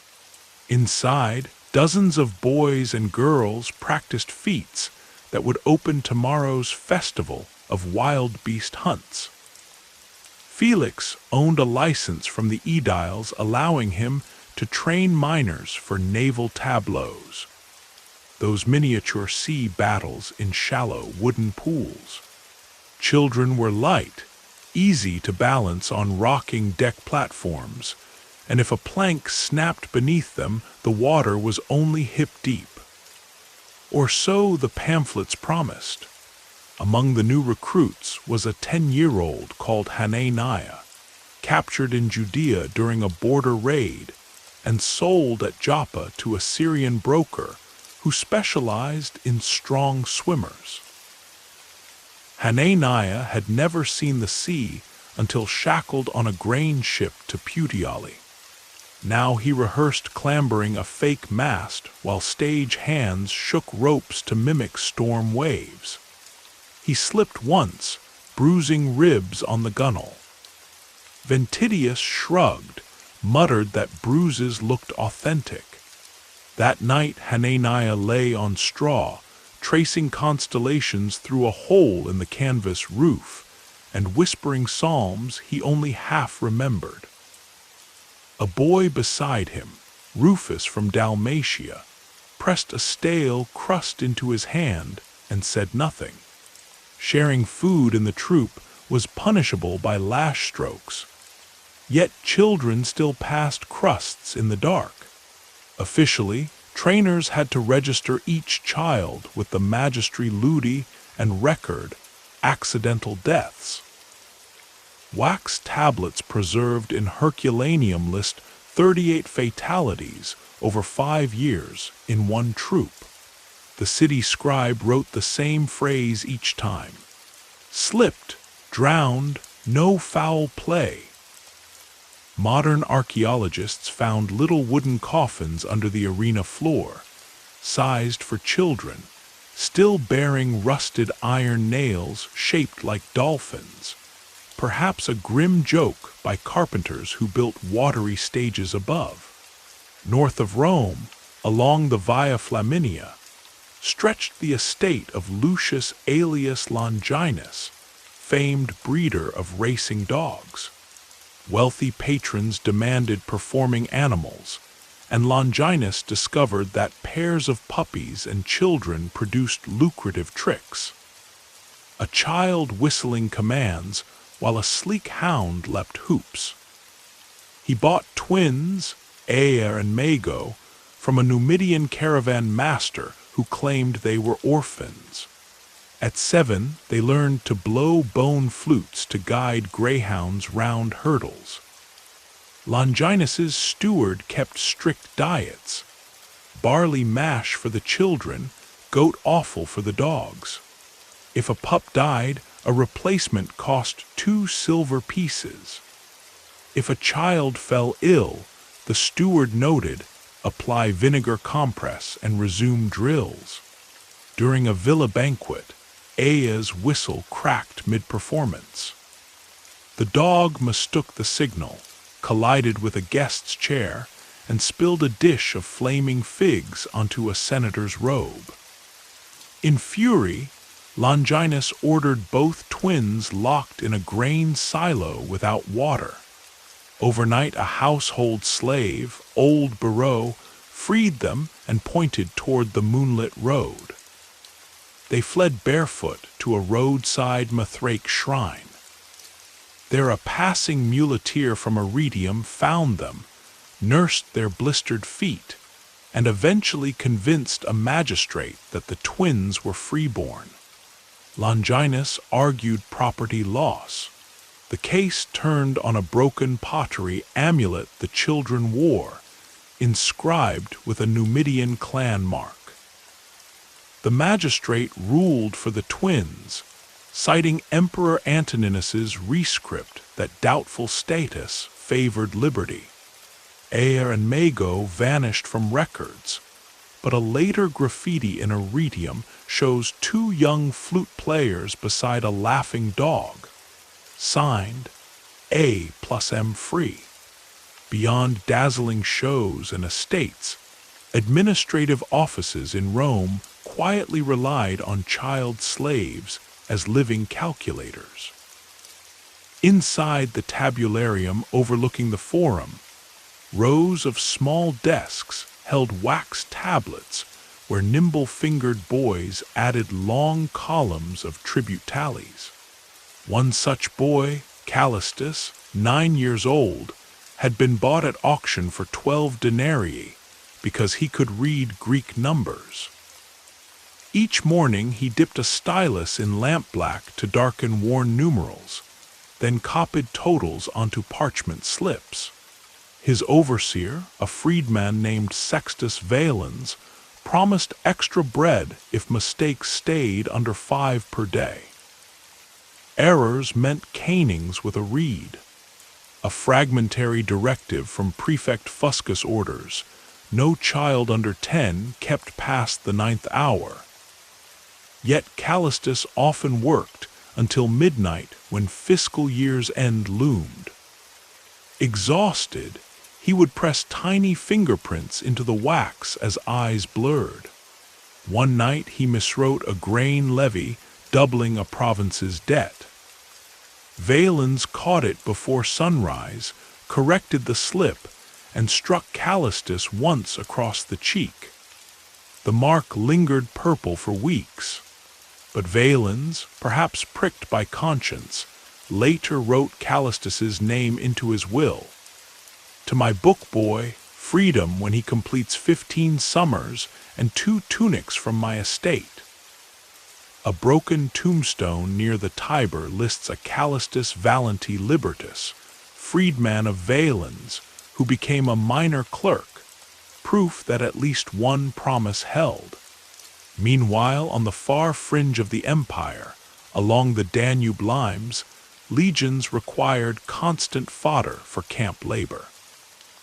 Centurion inscriptions mention Puri Legionis, camp boys carrying water, tending mules, even fetching quarrels for ballista crews. A Thracian stone stele portrays a tiny figure delivering arrows to a towering soldier. Scholars believe legion quartermasters bargained with local chiefs for such children, paying in salt and iron tools. The boys wore cut-down tunics dyed legion red, branding them property of the Eagle Standard. Some, grown strong, enlisted formally at 16. Others succumbed to winter marches, their graves simple cairns unnoticed by official rolls. One thin record tells of Servius Felix, a former camp boy who saved a centurion during a river skirmish, diving into icy water to haul him back. For this act, the legate granted him freedom, a bronze diploma, and a stipend to study at a fort school. Later, letters home describe him teaching other boys their letters beside smoky braziers, insisting they learn to write their names, so the wind will not blow them away. Pressure for reform peaked during the short reign of Emperor Gordian III. Moved by petitions stacked high before the concilium, he issued the Edictum de Puris Alienandis, forbidding sale of freeborn children under 12, mandating a magistrate's approval for older minors, and threatening fines for brokers. Implementation faltered. Brokers forged ages, parents falsified debts, and some magistrates pocketed bribes. Still, the edict seeded new arguments. Stoic tutors quoted it in speeches. Christian preachers cited it as moral progress. Slave traders cursed its clauses while inventing loopholes. Cultural pushback also blossomed in art. An unknown playwright staged Ludus Sanguinis, a tragedy about a boy acrobat who falls during a naumatia and haunts his master's dreams. Though only fragments survive, critics of the time said the play moved hardened senators to tears. Street painters daubed walls with images of small chained figures reaching for broken swords. One such fresco in Pompeii bears the caption, "Num parvis liber." Is a little one not free? Decades later, the eruption of Vesuvius froze that question in ash, preserving the plea. When modern archaeologists unearthed it, the pigment retained a mournful red. Beside the fresco lay a child's bronze bangle, engraved with the single word spes, hope. No record tells who wore it, whether slave or free, performer or farmhand. Perhaps its owner perished in the pyroclastic surge. Perhaps they had already been sold farther north. Yet the bracelet endures, a quiet testament among museum glass, reminding modern eyes that under marble grandeur Rome pulsed with countless small lives, bargaining for daylight. The winter sun hung low above the Sabine hills, casting long blue shadows across a training yard where young voices echoed between stone walls. This was the Schola Artis Sagittarii, the imperial archery school, where boys not yet 14 learned to pull short composite bows until their shoulders burned. The overseer, Flavius Metellus, valued child archers because their slight frames allowed them to twist faster atop chariot platforms during mock hunts. One pupil was a fur, a Moorish boy sold after locusts ruined his family's crops. Each dawn he rubbed goose fat on blistered fingers, then loosed arrow after arrow at straw targets shaped like leaping deer. Survival at the school depended on numbers. Trainees had to hit 3 of 5 bullseyes to earn the day's full portion of bread. Missed twice, and the ration was cut in half, an incentive spelled out on a wooden board. A fur, desperate, learned to breathe out slowly, let the bowstring kiss his ear and release. By midwinter his marksmanship saved him, but another boy, soft-voiced Crispus, failed often. Seeing Crispus shiver with hunger, a fur stole crusts from his own plate and slipped them under Crispus's blanket. When the theft was discovered, Flavius ordered 10 lashes. Afer endured them in silence. A stableman later wrote on a scrap of pottery, "The small more never cried." Far away in Lusitania, in a deep ravine where marble was quarried for new temples, child labor shaped Rome's monuments. Quarry masters prized children for wriggling into drill holes to pack wet sand that split blocks along desired lines. Tullia, a girl of 11, slid into crevices no man could reach, her torch guttering in stale air. She tied a cord to her ankle. Men outside tugged twice to signal, "Pack harder," and 3 times, "Come out." One afternoon the cord slackened, then jerked frantically. Workers hauled but felt sudden lightness. The cord had snapped. When they finally widened the fissure, smoke and dust poured out.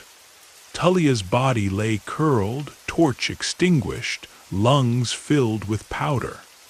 An overseer noted loss acceptable beside the day's output tally. 7 perfect marble cubes, destined for the baths of Caracalla. News of quarry deaths stirred outrage among philosophers who taught on the Capitoline.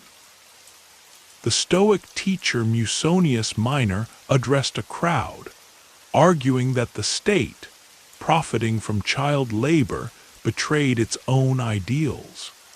He quoted Persius, "No stone is worth a human breath." Some listeners cheered, others mocked his sentiment as soft. Yet Musonius's speech reached Senator Flavia Longina, who persuaded a committee to inspect quarry conditions. Their report, preserved on a damaged bronze tablet, recommended limiting shifts to 6 hours and posting physicians on site. Implementation faltered. Masters bribed monitors, and physicians wrote false visits. Still, a small ripple of change spread. At least one quarry near Saguntum built a ventilation shaft marked Lucis Infantis, light of the child. Closer to the capital, the booming trade in painted pottery spawned its own need for tiny hands. In workshops along the Tiber, children mixed pigments of red ochre and black manganese, their fingertips stained permanent ruby. Valeria, age 9, memorized floral motifs and copied them with brisk strokes onto amphory bound for Alexandria. Inhaling pigment dust scarred her lungs. She coughed red foam some mornings, yet continued for the promise of an extra fig.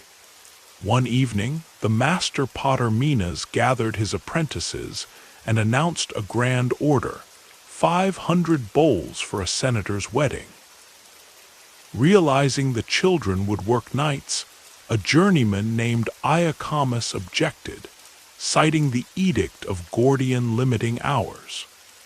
Minas dismissed him.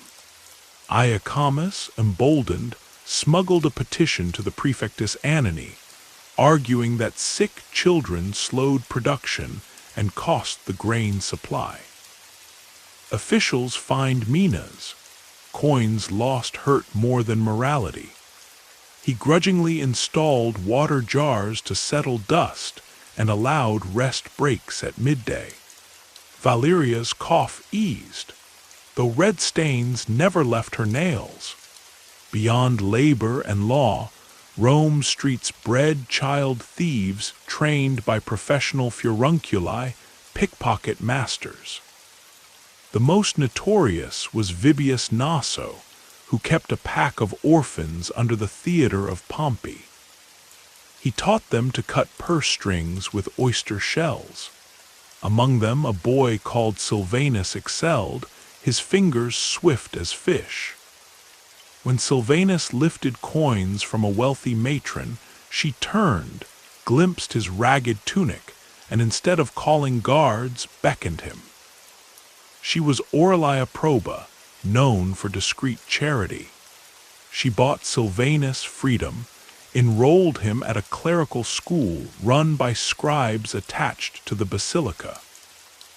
There he learned letters, but the streets lingered in his mind. He wrote secret verses about alley shadows. Decades later, scholars found a slim wax codex of poems signed Sylvanus Libertus Probi, earliest urban elegies lamenting child poverty. Resistance sometimes erupted violently.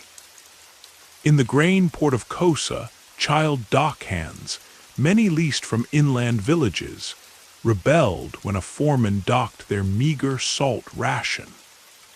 Led by a tall 13-year-old called Ursus, they overturned baskets, blocking cargo flow. Adult slaves joined, beating pots to drown overseers' commands. The urban cohort quelled the riot by dusk. Ursus was scourged and branded. Yet a record in the Acta Senatus notes that merchants paid compensation to pacify youthful unrest. A tacit admission that even small hearts could shake supply lines. During the twilight of the Severan dynasty, Empress Julia Mamaea founded a Domus Misericordiae on the Caelian hill, sheltering abandoned or ransomed children. Marble thresholds bore carved ivy, symbol of tenacity. Orphaned boys and girls learned medicine basics from Syrian nurses, mathematics from Egyptian scribes, and rhetoric from aging senators seeking virtue. One graduate, Licinia Odysseia, became Rome's first known female accountant attached to the waterworks office. Her surviving ledger shows careful statistics on aqueduct repairs.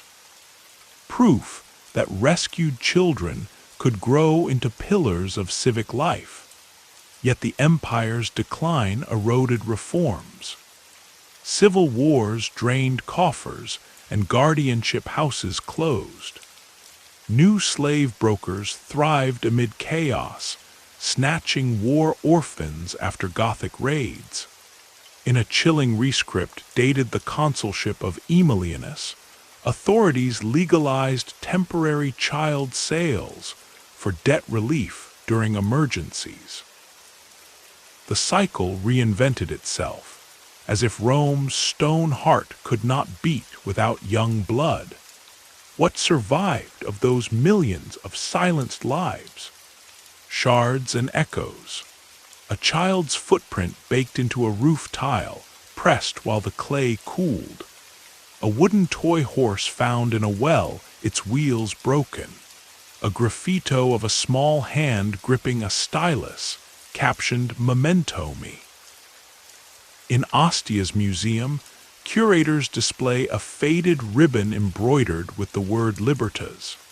Experts believe it once tied a freed girl's hair on the day she left a wealthy matron's house. The ribbon's color long bled away, but its threads remain strong.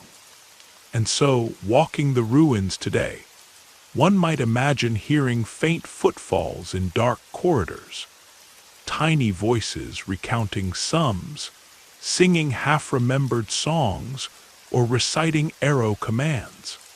Rome's greatness still draws awe. Yet each marble block carries the weight of childish shoulders that lifted an empire and were forgotten. Their legacy is a quiet moral reckoning. Economies built on fragile lives eventually crumble, but the stories, once uncovered, ask us never to build the same way again.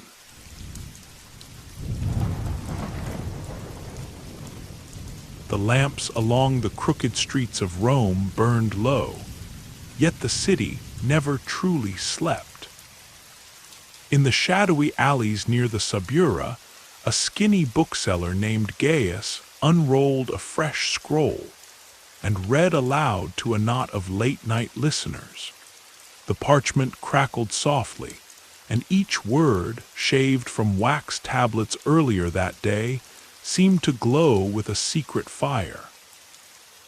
The author was Juvenal, a man whose tongue was sharper than a soldier's gladius and whose anger, like hot pitch, clung to every vice of the city.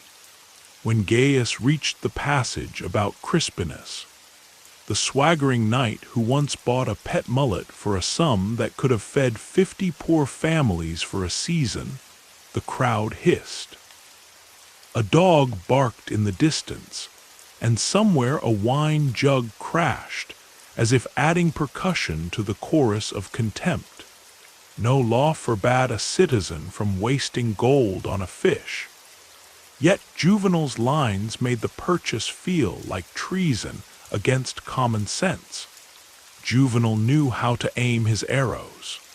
He had learned that Rome, bloated with wealth from distant wars, could stomach any cruelty except open laughter at its own reflection. His satire did what swords could not. It bruised pride. Rumors claimed that even Emperor Domitian had felt the sting. Domitian, in his marble chamber, liked to call himself Lord and God. Yet Juvenal painted him as a mortal fool who counted every coin, but not the cost of fear. Readers whispered that a certain line about a bald Nero was a veiled jab at the emperor's vanity. Whether that rumor was true hardly mattered. Fear fed on uncertainty, and the hush that followed each recitation proved how wide the paranoia stretched. By daylight the same streets wore different masks. Merchants hawked figs, gamblers rattled knucklebones, and touts waved placards for the newest stage farce. Among them strode Marcus Valerius Martialis, Martial for short, his toga modest, his grin sly. Martial loved crowds, for every face was a canvas for his mischief. He would stand near the forum steps, note a senator's mismatched sandals or a lady's wig made of imported blonde hair, then hurry home to trap the absurdity in a neat couplet. His epigrams were tiny daggers, short, polished, deadly. One quip about a miser who stuffed coins in bread rolls to fatten them for later spread across Rome faster than wildfire in a dockside granary. The miser, red-faced, tried to bribe booksellers to destroy every copy. Too late. The jest leapt from tongue to tongue, free as air. Martial's gift was speed. A single scandal could bloom at dawn and wilt by dusk, yet he caught it, pressed it into verse, and sold it before dinner. His scrolls traveled from taverns to bathhouses, from villas on the Palatine to barracks by the city gates. Slaves memorized the best lines to amuse their masters. Patrician ladies giggled behind painted fans. Even stern jurists quoted him while pretending not to smile. When Martial mocked an over-perfumed lawyer named Zoilus, crowds at the basilica began to sniff the air whenever Zoilus passed, wrinkling noses as if a goat had wandered in. The lawyer's booming voice cracked, and soon he pled fewer cases. Thus one jest rewrote a man's fate, more surely than any verdict. But satire was no child's game. Each jab carried risk. Seneca the younger once warned that words can draw more blood than blades, and Rome's rulers listened. The poet Lucilius, centuries earlier, had carved up aristocrats so fiercely that descendants still cursed his shade. Horace, learning from that lesson, tempered his mockery with honeyed praise, surviving by balancing wit on a knife edge. Juvenal and Martial, bolder, danced closer to the flames. they relied on a delicate bargain. The emperor tolerated their barbs as long as the real daggers of rebellion stayed sheathed. One autumn evening, that bargain wavered. A rumor swept Rome that Juvenal had named an unnamed, adulterous empress in a new satire. Wine shops buzzed, scribes rushed to copy stolen fragments. The palace, fearing the empress's honor would crack like thin glass, sent secret agents to seize every scroll. Gaius, the bookseller, hid his copies under loose paving stones, yet soldiers pounded at his door before sunrise. He spent 7 days in a dank cell beneath the Praetorian barracks, saved only when a higher official decided the verses were too vague to convict. Still, the message rang clear. Satire could slice both ways. Not all targets were powerful. The satirists also tilted their pens at everyday hypocrisy. Martial wrote of a doctor who boasted that no patient had died in his care, because he abandoned them at dusk, letting night claim the blame.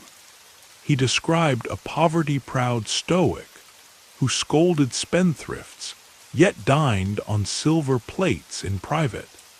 Such portraits stung because they felt true. Any reader could nod and say, "I know that man." Thus satire became a mirror held to the city's collective face, forcing Rome to see wrinkles it tried to paint over with triumphal arches and victory parades. In the Senate, a few reform-minded tribunes cited Juvenal when pushing laws against extravagance. One argued that if Rome taxed scented oils and mirrored sandals, perhaps men like Crispinus would spend less on fish and more on grain for the poor. The bill failed. Wealth has deep pockets, but the debate proved that satire could seep from page to policy. Juvenal himself never claimed to fix Rome, he only flayed it. Yet flaying, repeated often, can harden skin or foster change. Outside the city walls, farmers and legionnaires heard echoes of these poems. A centurion in distant Britannia might recite martials jest about soft-handed nobles who faint at a summer drizzle, while his comrades roared with the rain beating their helmets.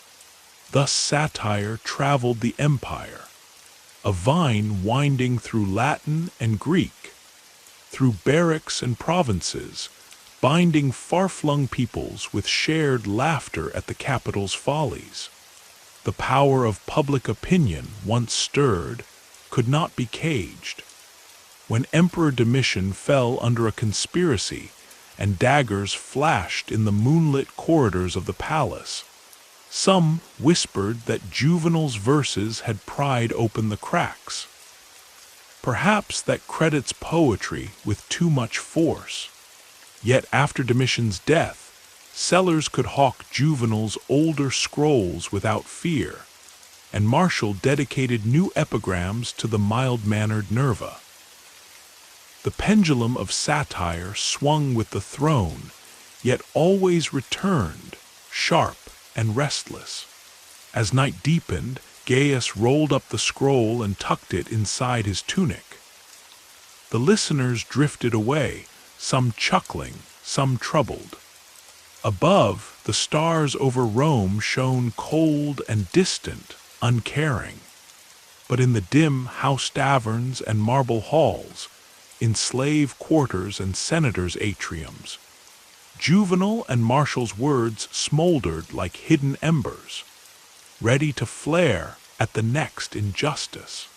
For in Rome, where marble statues cracked and empires rose and fell, satire remained the city's most dangerous and most necessary voice.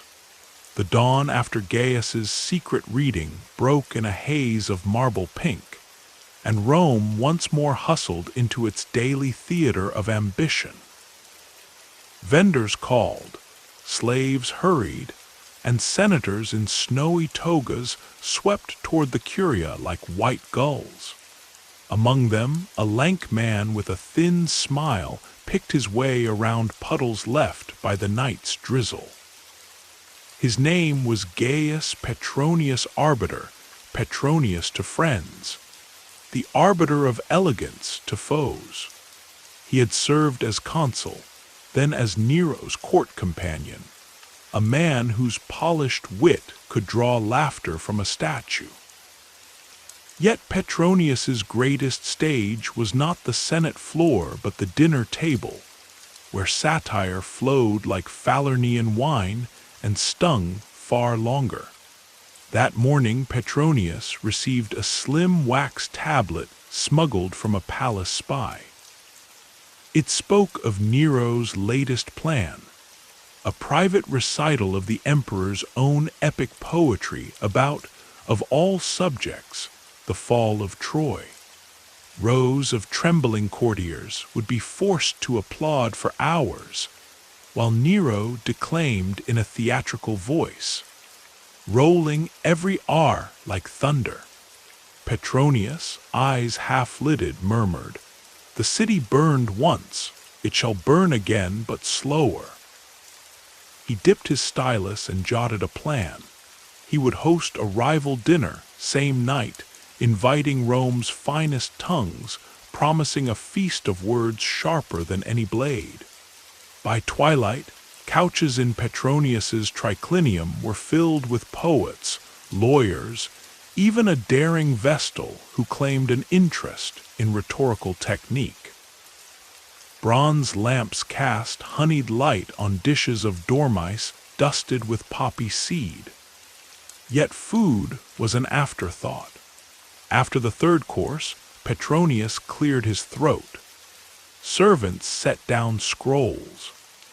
One bore the fresh ink of a man named Decimus Junius Juvenalis, Juvenal's newest satire, unreleased. Another scroll came from Perseus, the young Stoic who had died 2 decades earlier, yet whose unprinted verses, rescued by a friend, still cut with icy candor. And one more from Lucilius, Rome's first true satirist, whose ghost seemed to hover over the gathering. Petronius meant to weave past and present, showing that satire was Rome's unbroken chain. He began with Lucilius. A servant read lines describing the patrician Mucius, who hid rancid fish under rosemary to mask the stench and served it to guests while boasting of its fresh sea taste. Laughter rippled around the couches. Even centuries old, the joke hit home. Everyone in the room had met a modern Mucius. Next came Perseus. He lampooned philosophers who preached frugality but hoarded coralline-laid cups. The stoic vestal chuckled behind her sleeve. Oil lamps flickered brighter at the spark of shared recognition. Then Petronius unveiled the latest Juvenal. The room fell silent. The passage told of a senator who rose each dawn to kiss a small statue of fortune, begging for luck, then spent the day selling verdicts to the highest bidder. The senator's name was absent, yet clues left no doubt Aulus Celer, a man currently overseeing grain allocations. Any citizen who missed bread because of his graft might riot by week's end. One guest gasped, realizing the risk. Petronius only smiled, tapping a slender finger on the scroll as if it were a mild love letter. Outside, drums and flutes echoed from Nero's palace. The emperor's recital had begun. Petronius raised a cup. "Shall we let his verses reach us?" He snapped fingers. Doors swung open to reveal a troupe of street actors in outrageous masks, bulging cheeks, crooked noses, wild eyes. These were mimi, performers of impromptu farce who roamed taverns, mocking anyone for a coin. Tonight they would parody Nero's epic in real time. One actor donned a laurel wreath and burst into an overblown lament. "O Troy, alas, I burn brighter than Rome's golden god." He rolled each word as if chewing taffy. Another played a chorus of slaves, fanning the poet while dropping scrolls that unraveled across the floor. Every stumble, every flowery phrase came straight from informants stationed at the palace recital. Guests roared, wine spilled. Yet merriment carried an undertow of danger. If Nero learned of this mock show, heads might roll faster than amphorae down a ramp. Among the listeners sat a young rhetorician named Pliny, later the Younger, still honing his style. He watched, absorbing the power of satire not just as art, but as political weapon. Years later, he would write letters describing corrupt governors, layering polite irony so deftly that emperors read and acted without feeling openly accused. Tonight planted that seed. The performance ended with a mock conflagration. Actors waved red cloth to mimic flames, while the faux Nero shrieked a heroic verse. "Behold, my song quenches your thirst for sorrow." Guests practically wept with laughter. A hush followed, heavy as a tomb. In that silence, Petronius spoke softly. "What is Rome if not a stage where fools fight for applause? Yet the loudest cheer belongs to truth in jest." His audience nodded, some pale, all aware they had crossed a line no legion could guard. The days that followed vibrated with rumor. Scribblers scratched new copies of Juvenal's piece. Street hawkers sold crude woodcuts of a senator kissing a tiny statue while coins rained from his toga. Aulus Celer, soon mobbed by beggars shouting, "Fortune's darling," fled to his villa outside Tibur. In the Senate, whispers bloomed. If satire could topple a grain overseer, who might be next? One praetor, fearing similar treatment, suddenly donated half his wealth to repair an aqueduct. Thus ink turned to stone. Nero, hearing faint echoes of ridicule, first laughed, then frowned when advisors reported banquet guests repeating lines about poets who torch cities with words. He suspected Lucan, his rival poet, but Lucan was already dead. Suspicion drifted toward Petronius. Nero prized Petronius's taste, but paranoia gnawed. Invitations to court ceased. Petronius sensed the chill and drafted his masterpiece, a scroll cataloging the emperor's worst excesses, disguised as a set of household tips. How to host a midnight chariot race in your courtyard, choosing slaves by height of their scream, perfumes suitable for poisoning relatives. He circulated a few copies, then, realizing doom approached, broke his signet ring and planned his own exit. Tacitus would later record Petronius's calm suicide. Veins opened slowly while friends read poetry, as if he wished to show that a man may stage his death more elegantly than an emperor his life. Satire did not die with Petronius. Instead, it mutated. After Nero's fall, the playwright Plautus Trebellius took aim at the Flavian dynasty, couching jabs in slapstick comedies where greedy landlords resembled actual consuls. Audiences learned to decode. One scene showed a landlord counting rent on an abacus shaped like a pig, grunting each tally. spectators recognized Titus Sabinus, infamous for taxing pig farmers twice. Laughter shook the wooden theater so hard that carpenters feared collapse. Yet no authority could arrest a pig-shaped abacus. Younger voices rose. A poet named Decimus Laborius, once forced by Caesar to perform his own satire on stage as humiliation, became posthumously popular. Scribes recopied his monologues where slaves lectured masters on morality. Even children recited them while skipping stones along the Tiber. The power of public opinion, fed by satire, seeped into every stratum. Bakers who short-weighted loaves found caricatures of themselves pinned to doorposts. A Praetorian tribune caught extorting merchants woke to graffiti of him as a giant leech. The city itself turned scribe and stage. Not all targets were corrupt. Sometimes satire punched down, mocking foreigners' accents or women's hairstyles.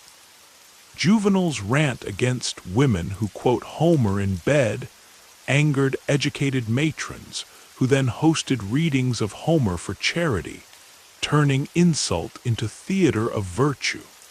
Thus satire sparked counter-satire, a dialogue of barbed wit that wove through social change.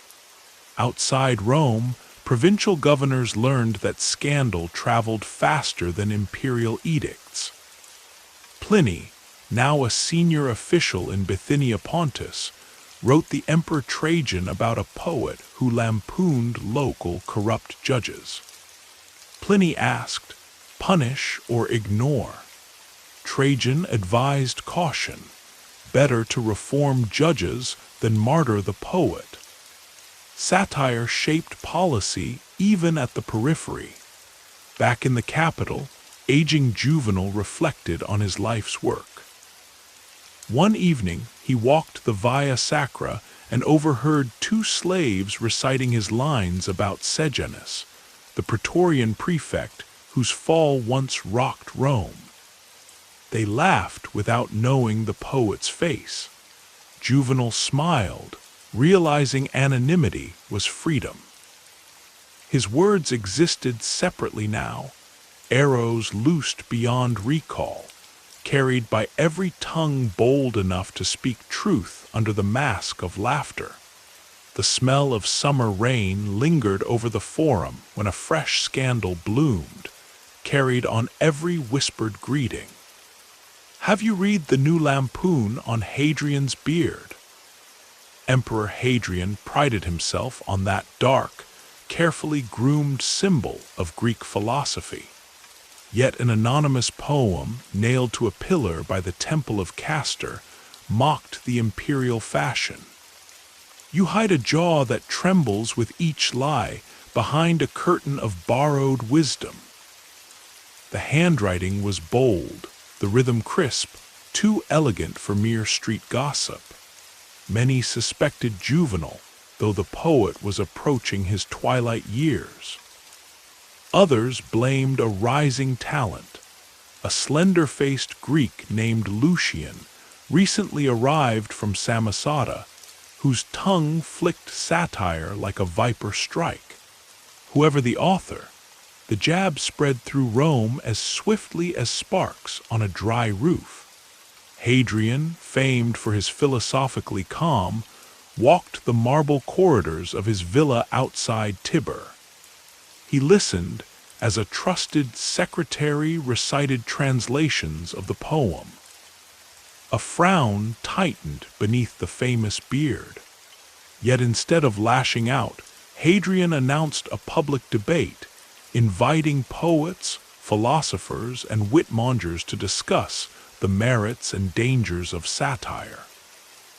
He claimed it would show Rome's strength, an emperor unafraid of words.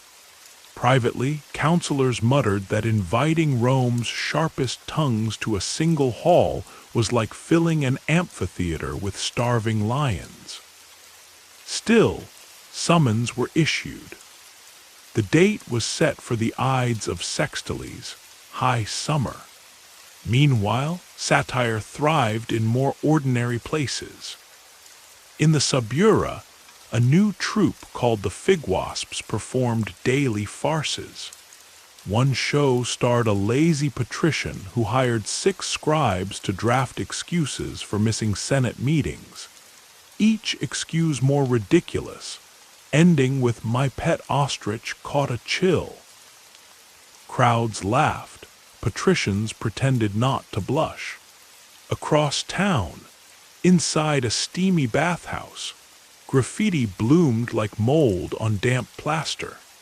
Someone scratched, "Hail to Kalia, who bathes in perfume yet smells like rotten garum."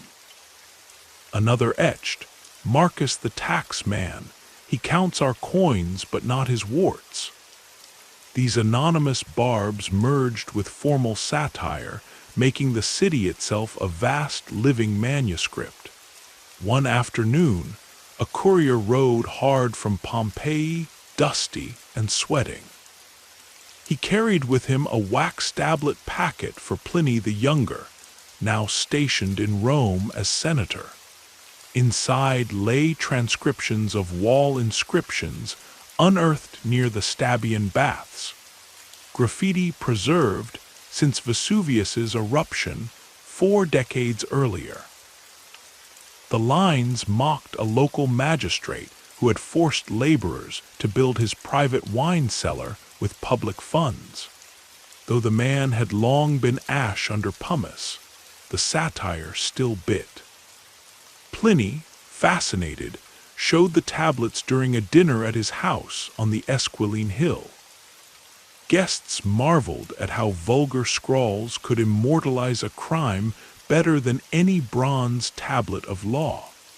Pliny remarked, "Stone crumbles slower than parchment, but ridicule lasts as long as memory. Perhaps longer, for a jest does not wait to be chiseled. It flies on every tongue." His words traveled, and soon educated Romans began collecting graffiti rubbings as souvenirs, humble voices now preserved in wax and ink. The day of Hadrian's debate arrived sweltering. The newly finished Athenaeum, with its porticos of gleaming Pentelic marble, brimmed with spectators. Senators in crisp togas, philosophers in dusty cloaks, scribes clutching styluses. They packed the benches like sardines in brine. At the center stood a cedar podium. First to speak was Fronto, Hadrian's beloved rhetorician. He praised satire for scraping the patina of vice from noble bronze, yet warned of reckless tongues. Polite applause followed. Next came Lucian. He bowed, smiled like a cat, and launched into an allegory. Imagine a sculptor who chisels statues of the gods. If he chips away too much, the nose falls, the statue is ruined. But if he leaves every flaw, the statue is a lump of stone. Satire, Caesar, is the careful chisel, removing rot, preserving form. His Greek accent curled through Latin words like ivy. Listeners leaned forward, entranced. Then Juvenal, thin and gray yet eyes still burning, stepped up.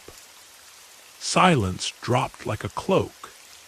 He recited new verses, unseen until that moment, describing Rome as a grand banquet where virtues starved outside the door while vices gorged within.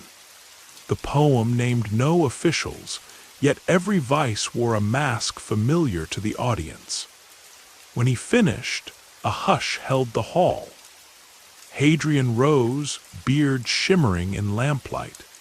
He thanked each speaker and proclaimed, "Let Rome be bold in speech, so long as its tongue is guided by truth rather than venom." Some called it a victory for free words. Others suspected calculation. an emperor placing himself above criticism by appearing tolerant. After the debate, a curious episode unfolded. A certain senator, Publius Calpurnius Piso, infamous for selling militia commissions, left the Athenaeum pale as marble. At home, he tore down wall mosaics depicting the Muses, symbols of art he now feared, and ordered scribes to burn every satire scroll found in his library. The very next morning, a fresh lampoon appeared on the Senate doors.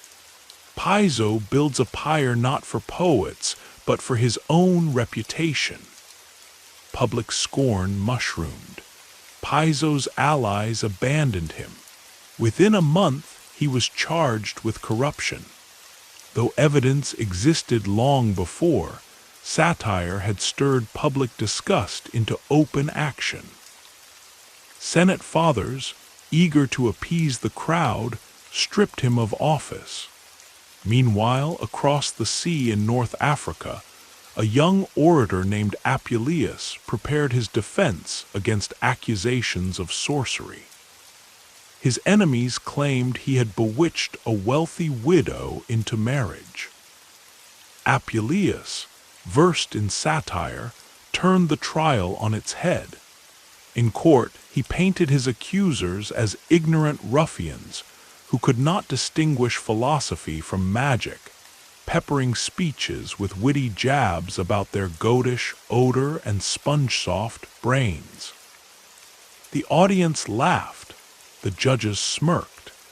Apuleius was acquitted, proving that satire could defend as well as attack. His later novel, The Golden Ass, overflowed with comic tales of clergymen whipping donkeys and witches stealing noses, all veiled commentary on Rome's moral confusion. In provincial Gaul, traders carried cheap pamphlets of Martial's couplets.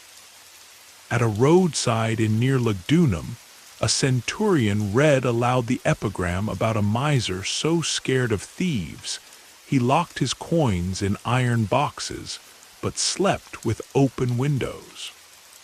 Fellow travelers guffawed. One merchant observed, "These verses cross mountains easier than armies."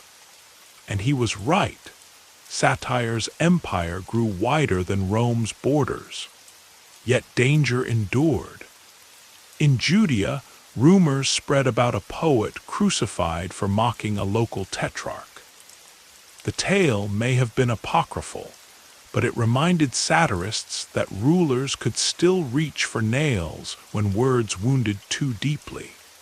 Back in Rome, Martial, now aging, toned down his sharper edges, turning to gentle praise poems for patrons like Pliny. But Juvenal, fueled by fire that outlived his youth, composed a final masterpiece, his 10th satire, lamenting that power, wealth, and beauty all crumble, and that the only worthy wish is a sound mind in a healthy body. When copies circulated, readers felt not laughter but thoughtful sorrow. Scribes noted this shift. Satire had matured from whip to mirror. Hadrian died, succeeded by Antoninus Pius, placid as a lake at dawn.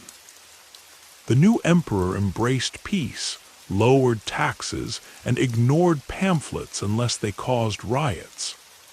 Satire, lacking tyrants to bite, turned more domestic.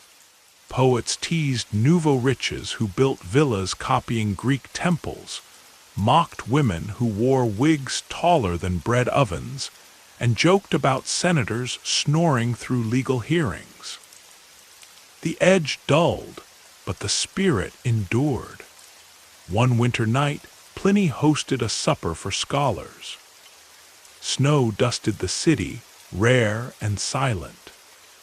As flames crackled, Pliny unrolled an ivory scroll containing selected graffiti from Pompeian ruins, Martial's playful verses, Lucian's caustic dialogues, and Juvenal's somber reflections. He read sections aloud. Afterward he mused, "Perhaps posterity will judge us by these lines as much as by our roads and aqueducts." A young scribe asked, "Is satire the conscience of Rome?" Pliny answered, "It is the echo. Conscience speaks softly within. Satire returns the sound so loud we cannot pretend not to hear." The gathering ended. Guests stepped into the cold, each carrying a small wax tablet inscribed with a favorite line. Candles bobbed down streets like drifting stars. Somewhere a baker etched a new joke onto his shop wall about senators digesting law scrolls for breakfast. A slave girl rehearsed Lucian's dialogue to recite to her friends. A legionary departing for the Danube tucked Juvenal inside his tunic, beside a packet of dried figs. Thus satire spread, ink in veins, laughter in lungs, ensuring Rome's follies would never slip quietly into darkness. The reign of Antoninus Pius unfolded as calmly as a summer sea, but history seldom allows smooth waters for long. In autumn of the year 161, word spread that a thoughtful young man, Marcus Aurelius, would share power with a fiery cousin, Lucius Verus. Rome's satirists sensed opportunity. Two emperors meant twice the quirks to expose. Yet Marcus, steeped in stoic wisdom, offered little fodder. He dressed plainly, ate simple meals, and wrote meditations on duty instead of poems on his own greatness. Lucius, however, loved banquets, chariot races, and perfumed beards that rivaled Hadrian's. It was said that whenever Lucius returned to Rome after an eastern campaign, cargo ships carried more dancers and cooks than soldiers. Satirists sharpened their pens. One evening near the theater of Marcellus, a street performer unrolled a fresh scroll before a circle of curious onlookers. The text, "The twin eagles," opened with a riddle. One eagle soars high yet feeds on bread crumbs, the other struts low yet gulps down whole lambs. Listeners laughed at the thin disguise. Marcus, the crumb eagle, seemed a monk in purple. Lucius, the lamb swallower, painted Rome red with extravagance. Guards seized a copy, but the author vanished into the crowd, leaving soldiers to wonder how many tongues would repeat the joke by dawn. Meanwhile, the old masters, Juvenal now deceased, lived on through new disciples. One such voice belonged to Decimus Fabius Calvus, a modest lawyer whose clients seldom paid in silver, but often paid in gossip. Calvus wrote verses in the style of Juvenal, yet added gentle humor instead of scalding rage. In his Satire on Silk, he mocked senators' wives who paid Syrian traders fortunes for shimmering scarves. He pictured the cloth so fine it could pass through a ring yet still choke a treasury. When a copy reached the imperial household, Marcus Aurelius reportedly chuckled and remarked, "Better to choke treasuries than consciences." Lucius Verus, reading the same lines, ordered extra bales of silk, claiming satire made him crave luxury all the more. The public judged the contrast for themselves. Famine struck central Italy after a season of storms flattened grain fields in Etruria. Bread prices soared, and city gossip turned from ribbons and banquets to empty bellies. Calvus, seeing the mood shift, crafted a new poem, "The Belly and the Crown." He described a hungry orphan staring through palace gates at feasts held for visiting dignitaries. The orphan's stomach roared like a barbarian at the frontiers. Yet inside, tables creaked under roast peacock. The satire ended with a plea that an emperor who feeds provinces abroad should not forget the alley behind his own throne. Copies were read aloud beneath the arches of the Forum Boreum, where grain merchants haggled. Crowds murmured approval. Within a week, Marcus ordered an emergency shipment of Egyptian grain. The poem did not cause the aid, reports of riots did, but public opinion, fed by Calvus's words, hastened the decision. Then disease arrived. Soldiers returning from the east carried a strange pox. Faces bloomed with dark sores, fevers blazed. Lucius Verus fell ill and died within days. Grief swept Rome, but satire, like wildfire in drought, discovered dark humor even in plague. An anonymous pamphlet, The Banquet of Fever, pictured death wearing Lucius's perfumed beard, inviting senators to a feast of red spots and coughing fits. The pamphlet blamed Eastern luxuries for weakening Rome's strength. Marcus Aurelius, now sole emperor, read the piece with a heavy heart. Rather than punish, he released an edict praising clear speech in troubled times, claiming an open city heals faster than a silenced one. Scribes admired the emperor's tolerance, but some whispered that open mockery of the dead tested divine patience. When Marcus died on campaign along the Danube, his young son Commodus inherited the purple.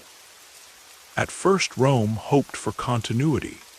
It soon learned otherwise. Commodus styled himself a living Hercules, appeared in public wearing a lion's skin, and renamed months after his own titles. He charged the treasury to stage grand games where he fought as a gladiator, carefully choreographed to ensure victory. Satirists smelled fresh meat.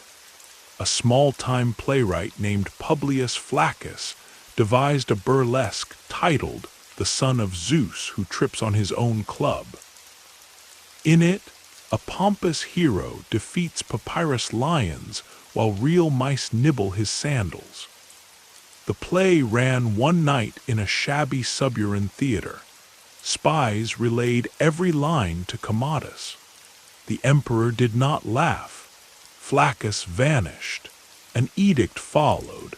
Any stage farce mocking the emperor equaled treason. Panic chilled Rome's creative circles. Many poets locked away their sharpest drafts. Yet silence could not last. Two clever sisters, Vibia and Longina, known for weaving riddles into popular lullabies, circulated a children's rhyme. Hercules lost his club one day, found it stuck in lion's mane. We laughed so hard the beast ran free, and Hercules wept in vanity. Parents sang it at cradle sides, children giggled in streets, and soon the rhyme echoed beyond walls.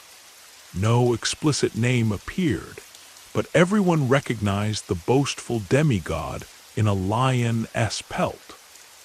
Commodus's agents tried to track the authors. The sisters slipped into hiding at a seaside villa near Ostia, leaving their song to wander unfettered. Rome discovered that satire sung in innocent voices proved hardest to chain. The next blow came from within the palace. Marcia, Commodus's favored concubine, shared his chambers and quietly her doubts. She read works of Seneca at night, pondering virtue versus vice. An old confidant handed her a newly copied satire by Calvus. The Mirror at Midnight, describing a ruler who could vanquish enemies, but not the reflection of his own folly. Marcia showed the scroll to the emperor, hoping to soften his vanity. Commodus tore it to shreds and forbade her from reading pestilential scribblings. That outburst seeded fear and rebellion in Marcia's heart. Later historians claimed Satire sharpened her resolve to join the plot that would kill Commodus before year's end. Thus a lampoon, read in secret, may have nudged daggers closer to an emperor's throat. After Commodus's death, Rome endured swift shifts of power. Pertinax, Didius Julianus, and Septimius Severus rose in dizzying succession. Each ruler faced lampoons comparing them to auctioneers, jugglers, or tavern brawlers. In this turmoil, a new satirical voice emerged. Julia Balbilla, a noblewoman and poet who accompanied Emperor Hadrian's widow on travels decades earlier. Now older, she wrote sharp elegies mocking men who bought thrones with coins instead of courage. One poem portrayed the Senate as a stage where actors changed masks faster than heralds could announce names. Julia's high birth shielded her. Her verses circulated widely, letting women join the satirical chorus more boldly than before. Severus, rugged and pragmatic, feared public scorn less than enemy legions. He tolerated satire if it spared his African heritage, but one poem crossed that line. An unknown writer compared the emperor's stern face to a statue carved from Nubian basalt, unbreakable yet without mercy. Proud of his origins yet sensitive to slights, Severus ordered the author found. None confessed. The lines nonetheless seeped into popular proverbs, and soon children joked that basalt statues never smiled. Even emperors could not erase a metaphor once it took root. Late in Severus's reign, plague returned, and Rome once again sought comfort in laughter. Bathhouse walls sprouted jokes about doctors who prescribed wine mixed with dust of Syrian brick for every ailment. One crude drawing showed a physician holding scales, on one side a sack of coins, on the other a skeleton. Beneath it, 3 words, "Fair trade, doctor." Severus, campaigning in Britain, scarcely bothered with graffiti. Yet back in Rome, a tribune of the urban cohorts used satire to calm riots, reading passages from Lucilius about grain speculators to citizens gathered outside storehouses. The crowd laughed, tension eased, and bread carts moved again. Satire saved stone from blood that day. By the dawn of the 3rd century, the empire's frontiers strained, coffers thinned, and satire's themes darkened. Poets like Aemilius Symmachus wrote elegies where Rome appeared as an exhausted actress removing her mask after the show, cheeks hollow under rouge.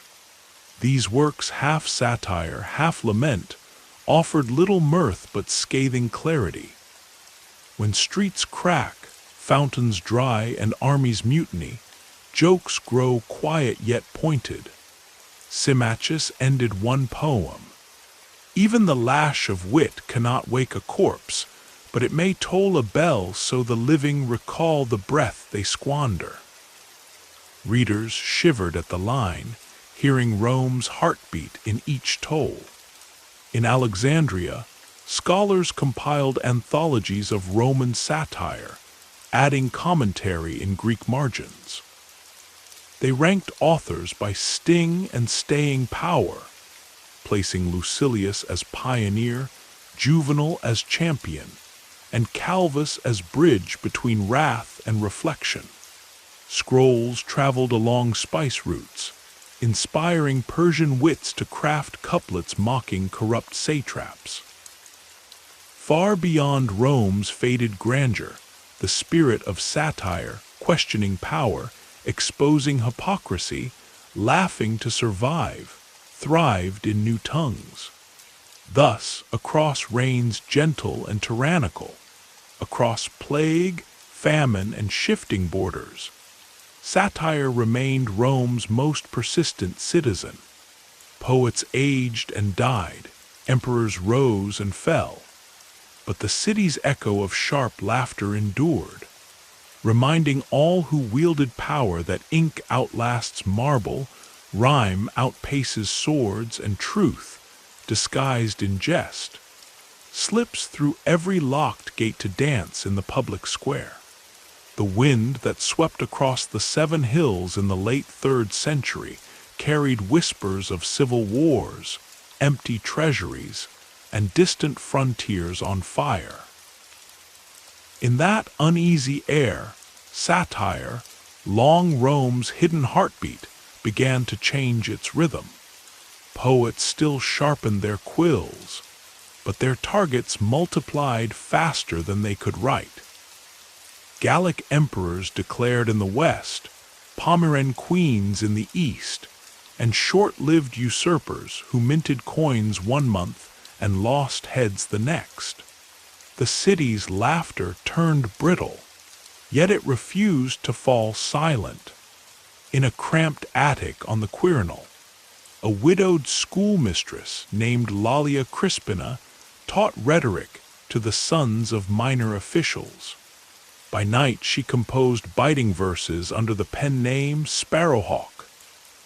Her first lampoon called the year's 6th emperor a traveling cloakroom. Every legion hangs its hopes upon him, then snatches them back when the weather changes. Copies, discreetly passed among scribes, reached legions camped near Mediolanum. Soldiers read the lines aloud by campfire, snorting at how true they felt. When that emperor, Florianus, fell after a reign shorter than a fig season, Sparrowhawk's poem traveled back to Rome like a triumphant veteran. For the first time, a woman of modest rank had shaped the empire's rumor mill, as boldly as any Martial or Juvenal. Yet satire's power also drew new dangers. In the year 284, Diocletian seized the throne and began forging order from chaos. He split rule with a co-emperor, formed Caesars beneath Augusti, fixed prices by edict, and purged bureaucracy of idle mouths. His reforms brought a heavy hand. When an anonymous scribe etched a price-control joke, "Soon we'll pay 3 coins for the law that forbids paying 2," imperial agents scoured taverns for the culprit. They arrested a half-blind papyrus vendor merely for reciting the jest. The vendor's flogging chilled the city's tongue. Some poets retreated into rustic themes, praising vineyards and brooks where satire dared not tread. But silence never holds forever. A monk named Arnobius, teaching rhetoric at Sicca in North Africa, wrote a Latin prose attack on pagan gods so dripping with irony that students copied passages for their amusement. He declared rich senators worshipped statues, so hungry for incense they would eat their own marble toes. While Arnobius meant to defend the rising Christian faith, pagan readers laughed first, angry later. Word reached Diocletian's court. The emperor, already wary of Christians, launched edicts forcing sacrifices to Jupiter. Fires consumed scriptures, prisons swelled. Satire, once a citizen's shield, now risked being branded sacrilege. Even so, inside smoky catacombs beneath the Appian Way, believers whispered parables that echoed Lucian more than Isaiah.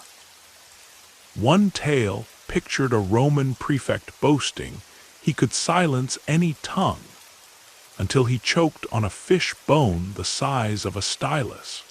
A slave joked, "The gods kept one quill sharp enough for his throat."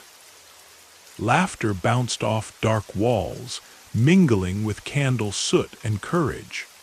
When Constantine claimed the purple and later won at Milvian Bridge, satire flipped its cloak again.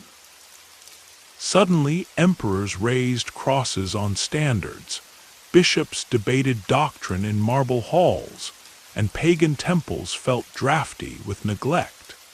A clever deacon named Athanasius Minimus penned tiny couplets mocking half-converted nobles. "You mouth the creed at dawn, yet dine with Venus after dusk. Be careful, two gods at one table quarrel over the bill." Congregations chuckled, bishops frowned but said little, preferring humor to rebellion. Not everyone welcomed Christianity's rise. The scholar-emperor Julian, the apostate, tried reviving old gods and classical wit. He invited poets to write against the Galilean faith, hoping satire could slice new faith from old roots. But those poets, starved of practice during fearful decades, swung too wildly. Their clumsy verses compared bishops to owls preaching daylight, a joke few found cutting. Julian's reign ended with a Persian spear. Satire had not saved the old pantheon. As Latin power faded and church Latin waxed, satire migrated into pulpits. Preachers wove comic scoldings into sermons. Drunken magistrates became wine-skins with keys, flirtatious widows, peacocks seeking mirrors. Congregations laughed then prayed, their consciences pricked by holy barb. Yet street walls kept pace. Graffiti near the Circus Maximus showed a donkey in a senator's toga, captioned, "I bray, therefore I legislate." The mix of sacred and profane created a new genre, moral satire, half sermon, half snicker.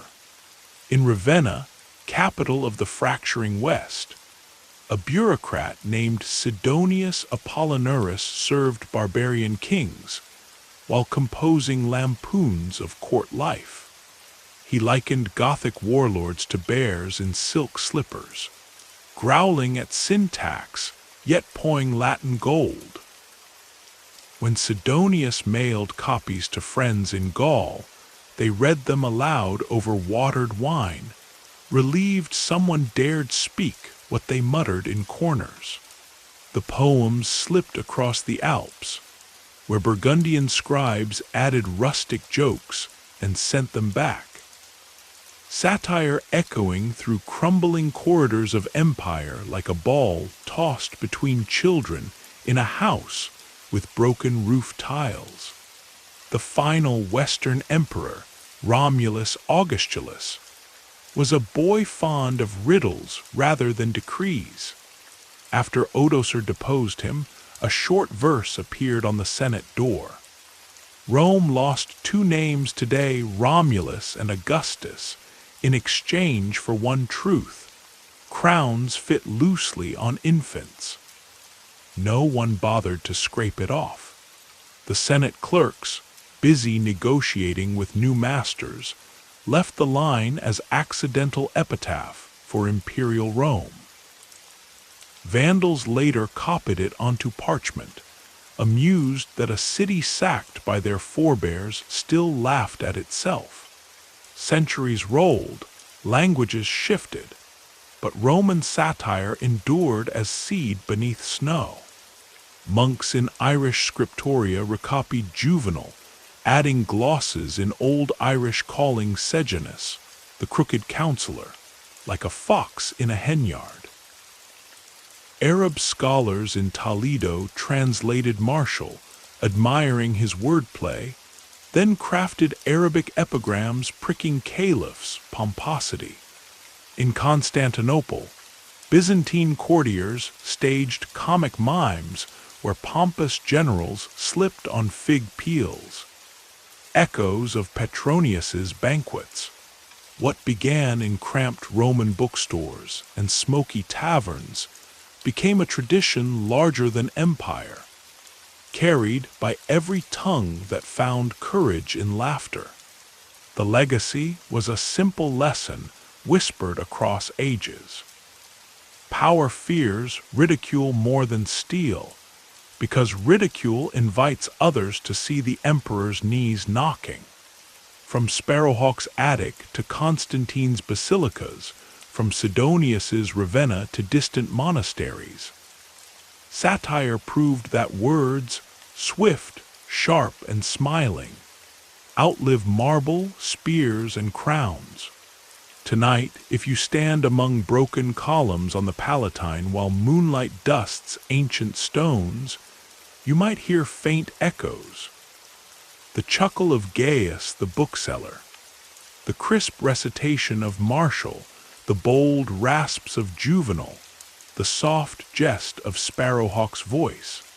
They remind the wind itself that Rome's greatest monument was not its arches or roads, but its willingness, sometimes tense, sometimes joyous, to laugh at its own grandeur, and in laughing, to glimpse the fragile human heart beating inside every show of power.